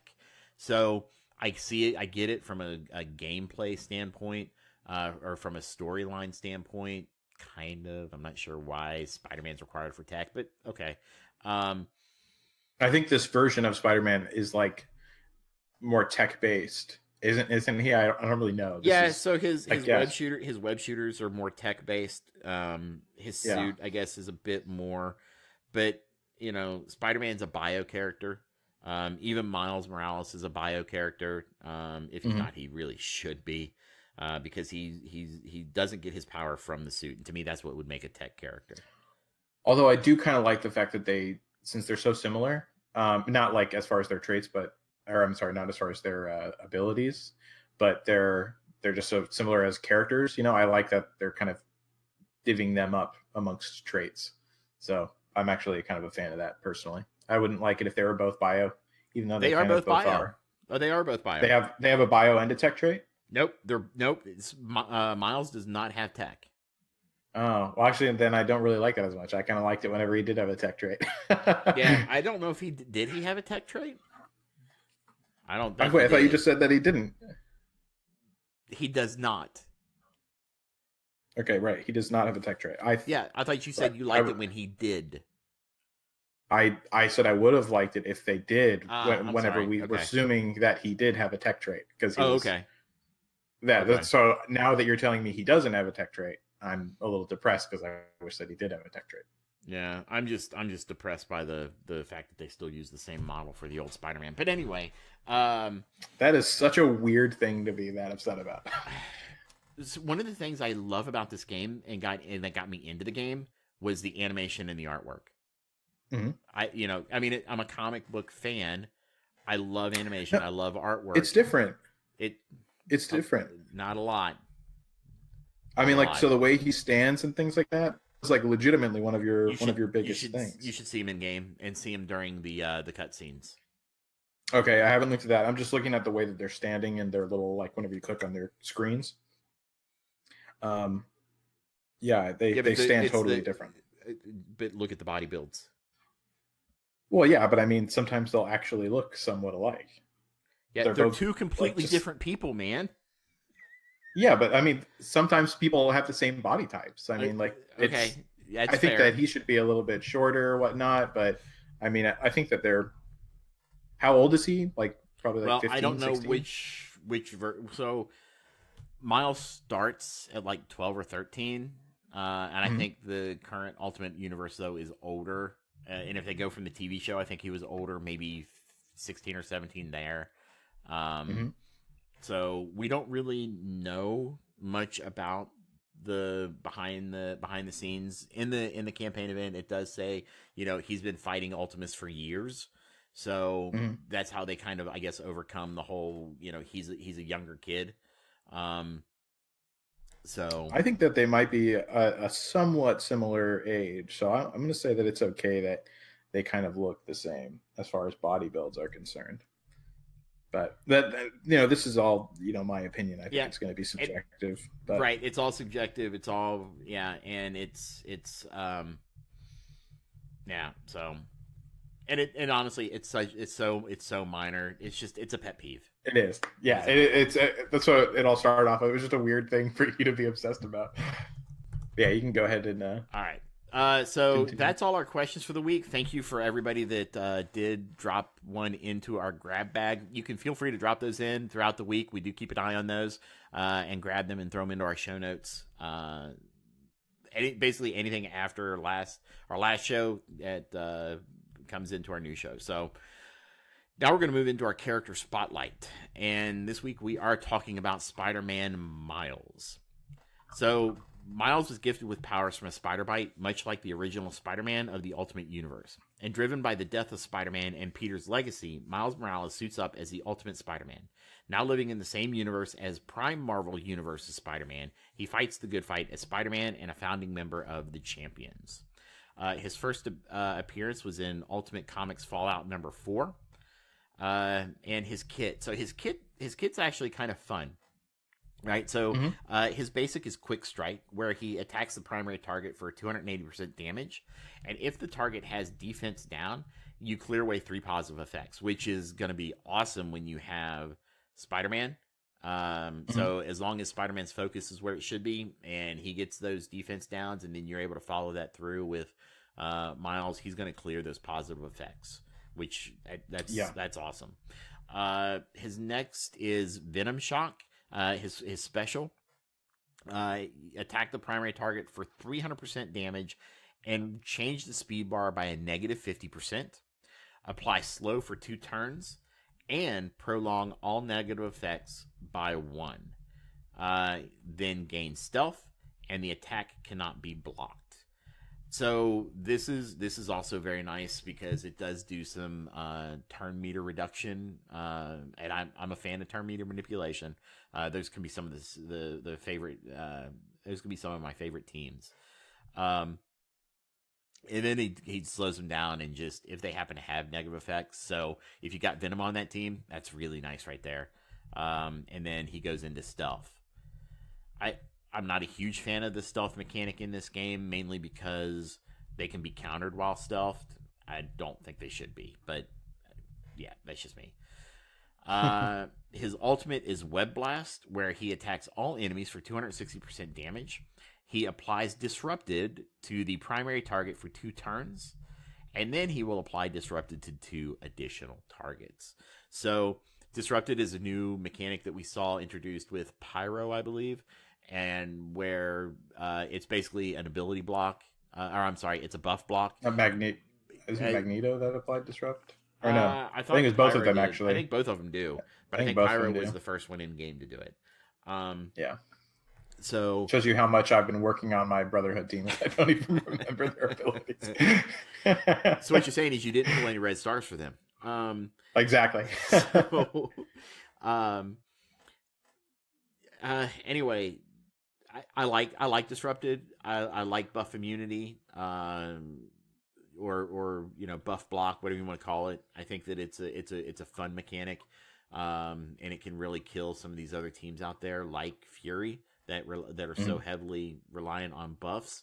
And as we know, if you don't have JJ on that team, it's really hard to get rid of those. So I like that one. Disrupted's one of the only negative buffs that I'm a fan of.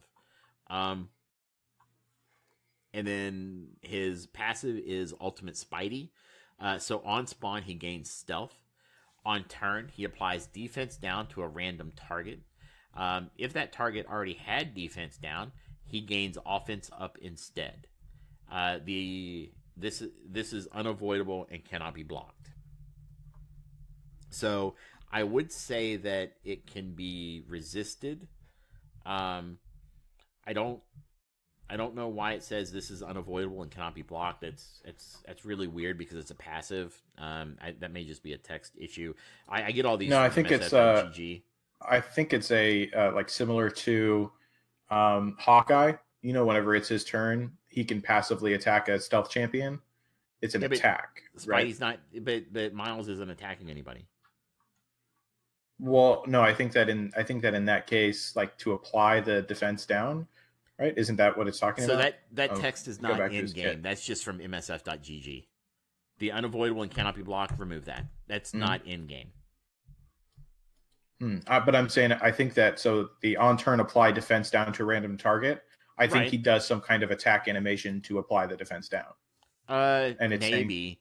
And it's saying that the attack is unavoidable and can't be blocked. What I'm saying is that in game it doesn't say that. In game, the text is unavoidable and cannot be blocked does not exist. That was only on MSF.gg. Yeah, I wonder if that's I haven't got the character, so I can't really say anything to it yet. But go to your locked screen. Just filter by locked. No, I know it's there, but I'm saying I haven't tried it out, so I don't know if it is unavoidable and can't be blocked or anything like that. So let's go ahead. Okay. Let's see. And then with his passive, if he's stealth, he gets a plus 50% dodge chance. So, which is nice. No Spider-Man dodge. We're gonna see a dodge meta. So strategies. Obviously, you're going to want to run him with other Spider-Verse characters. He ran well with Spider-Man in the campaign, because they play well off of each other with, Spidey doing his mass defense down and then Miles coming through and doing his thing. Debuff heavy teams or against buff heavy teams, he'll be pretty good. So, Hebrew, do you have any other strategies you can think of just from kind of hearing his kit? Well, yeah, I mean, so from looking at the kit, he looks like he's definitely going to be aimed at the whole team will be aimed at Fury for sure. We see that specifically also with Green Goblin, but it's basically he's meant to block abilities that are coming in, buffs that are coming in on people. He works really well with defense downs, which we see from not only him, but Spider-Man and Venom as well can flip. And I'm not sure about Carnage. I don't remember Carnage, if he can or not, applies defense down of any kind. But I just remember his kit was overloaded. Yeah. But he's going to be a really, really good character to have, and they're going to synergize really well. I'm looking forward to it. I think that Venom Shock, that's a really, really, really good ability too. For 4 points for an ability, and it starts with that, that's good. Yeah, 200% really damage good. plus minus 50% on the speed bar, and slow for 2 turns. And if you prolong the negative effects by 1 and gain stealth, that's just so much goodness in one ability right there. Yeah. So yeah, Absolutely. I'm a fan of. I think that he's going to be a really, really good character, and I'm. It's just this is my issue right now is that I'm really upset because I like what this team is shaping up to be. I really do, but I can't validate it as a worthy investment in my mind because I'm not going to be able to get 7 stars on. Like they're not going to be able to possibly get 7 stars without spending an absurd amount of money for a very long time. And so if I get a good 7-star drop on them or anything, it's not going to mean anything. Right. I'm better off being able to invest in characters where, waiting until I get a really good red star drop and then investing in that character. Like that's where my resources should go. If we had more resources to invest freely in characters, I would be more inclined to invest in this character. But it really lowers my drive to get new characters, which is a shame because these synergies that I'm seeing now, this team is shaping up to be something that I would love to play. I just won't be able to, competitively, it's just not going to match up to the level that I need it to, to go with what's going on right now to beat those top teams that are having those good polls. Right. So yeah, but either way, really, really good character kit. Whenever you look at everyone else that he's going to be coupled with, it looks even better than that. So because he's also going to be a good standalone character as well. He applies defense down himself with the passive. He can gain stealth. He has good dodge. He applies disrupt, which as we've seen, there's a lot of buff centric teams. And this will really, really help with that. So, and he has speed bar control. So yeah, we're going to see a lot of good stuff at him. I really like his kit. They did a good job. Yeah, my hope is to kind of speak to your. I don't know if I should invest in him, right? Or I don't think I should invest in him. That you were saying, I'm hoping, because I'm in a competitive level, very competitive. Right, but it's also because you don't really know what he can do. Right. Yeah, I mean, there's also synergistically, you don't really get to see that. My hope is that will start to change within the next week or so. I know that there's been at least 1 or 2 other content creators that have been told they are going to get their that the test servers are back up and running and that they're going to get test server access.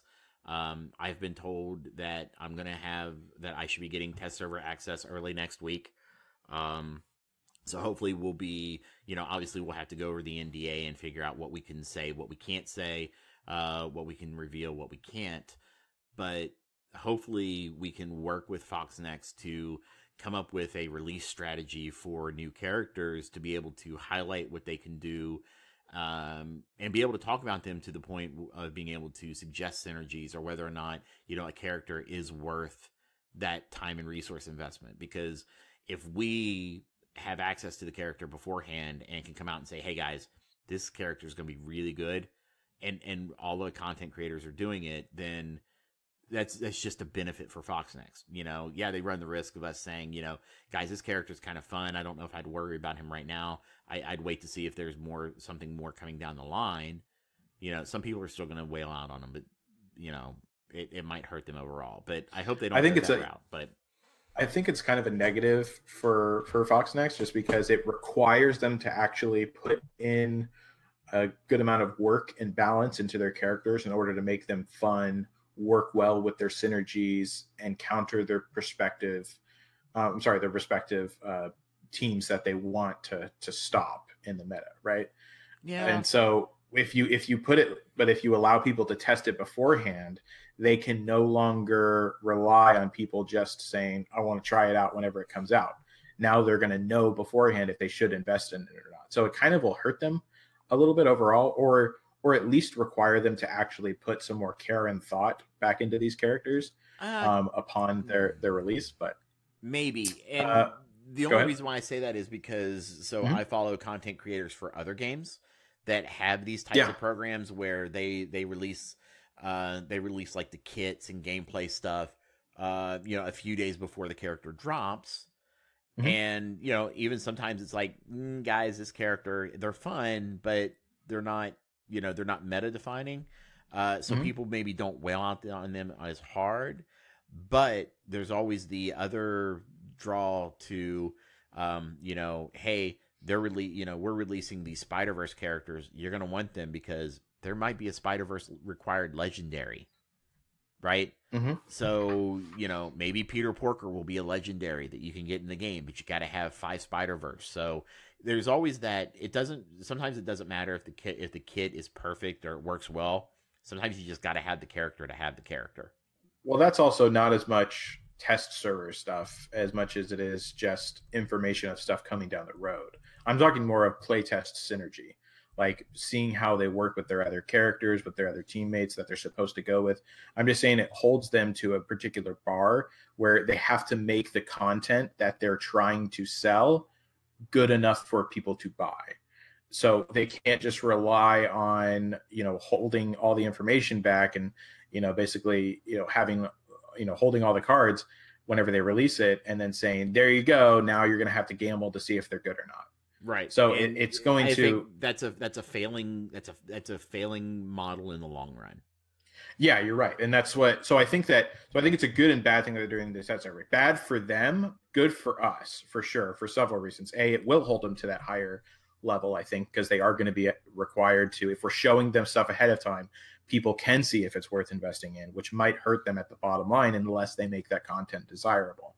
So I think that it's good for us no matter what, obviously. And I really want people to be able to see if it's worth saving up these resources for, because in this game where resources are so bottlenecked in so many different areas, like we can't afford to just dump stuff into characters that we don't know are going to work or not, right? Like we have to meticulously plan out what we're doing. Like I regret going into Brotherhood. It wasn't what I thought it was going to be. It's good on offense. It's okay on defense. It just wasn't what it was kind of cracked up to be in my mind. So I don't know. I just don't want a repeat of that, and I think that other people probably fell into that same situation. So I just more clarity on that kind of stuff ahead of time. I think it's just better overall, hold them to a higher standard and allow us to really see what we're getting beforehand. It's good. Yeah, absolutely. So I do wish that they would do. Sorry, I do wish that they would do what was said with Swugga about having all of those characters, though, like the whole Spider-Verse characters in the event, so we could play test them and play their synergies, at least at that point before we get it. Yeah. Oh, not gonna lie, that would be nice. That would be good. So go ahead. Sorry, continue. That's okay. So I know everybody's kind of been hanging around for the last couple of hours now, just begging and wanting to know, now that Red Stars are here, man, who you farming? So I am farming. I'm no longer farming Kree because there's no way I'm going to be getting them up to 6 stars anymore. Now that I'm not spending. I had them up to 5. So now I'm farming Shield, and I'm planning on getting them up. I'm trying to get them up to 6 stars for the next go around, for that way whenever Fury comes around again, I can hopefully have my Kree up to 6 stars, get Nick Fury at 6 stars, and then I can bring them all into Dark Dimension. So we'll see what happens with that. But that's kind of everything. I'm going all in on Fury right now and the Shield team. Yeah. What about you? So I'm not diverting. These games are designed to keep you floating from one legendary to the next. But I've decided to stay the course on my defenders, and so I'm still working defenders. JJ's almost done, and that'll free up. Done how? What is she up to? 276 of 300. Nice. And do you have her like what gear? She's T10, almost T11. Okay, nice. So I kind of do gear as a. I'm sorry, she is T11 with one piece towards T12. And she's at 279 of 300. So I'll have her done this weekend, hopefully. Very nice. Yeah, barring a nice drop, maybe a nice premium will drop my way for Christmas, and I can just be done with her. What's it like? But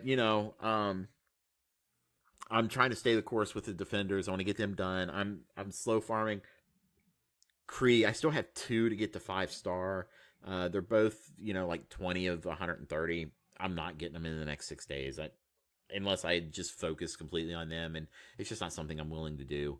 And I think I would have to probably drop quite a bit of cores into that. Believe it or not, it makes me a little sick to my stomach, but I'm farming and working on Bullseye. Because Why are you doing it? Because he's the only 4-star red orb I've got. So he has made it into my daily I'm working on you list. In fact, all his abilities he is now 6664, level 60, 4 stars. He's only a tier 8. He's already at 25k power. Yeah, he's right. The power increase is fine. So yeah. But that's pretty much what I'm doing, and I'm working slowly on gear. I want to get all my defenders to T11 before I start worrying really about T12.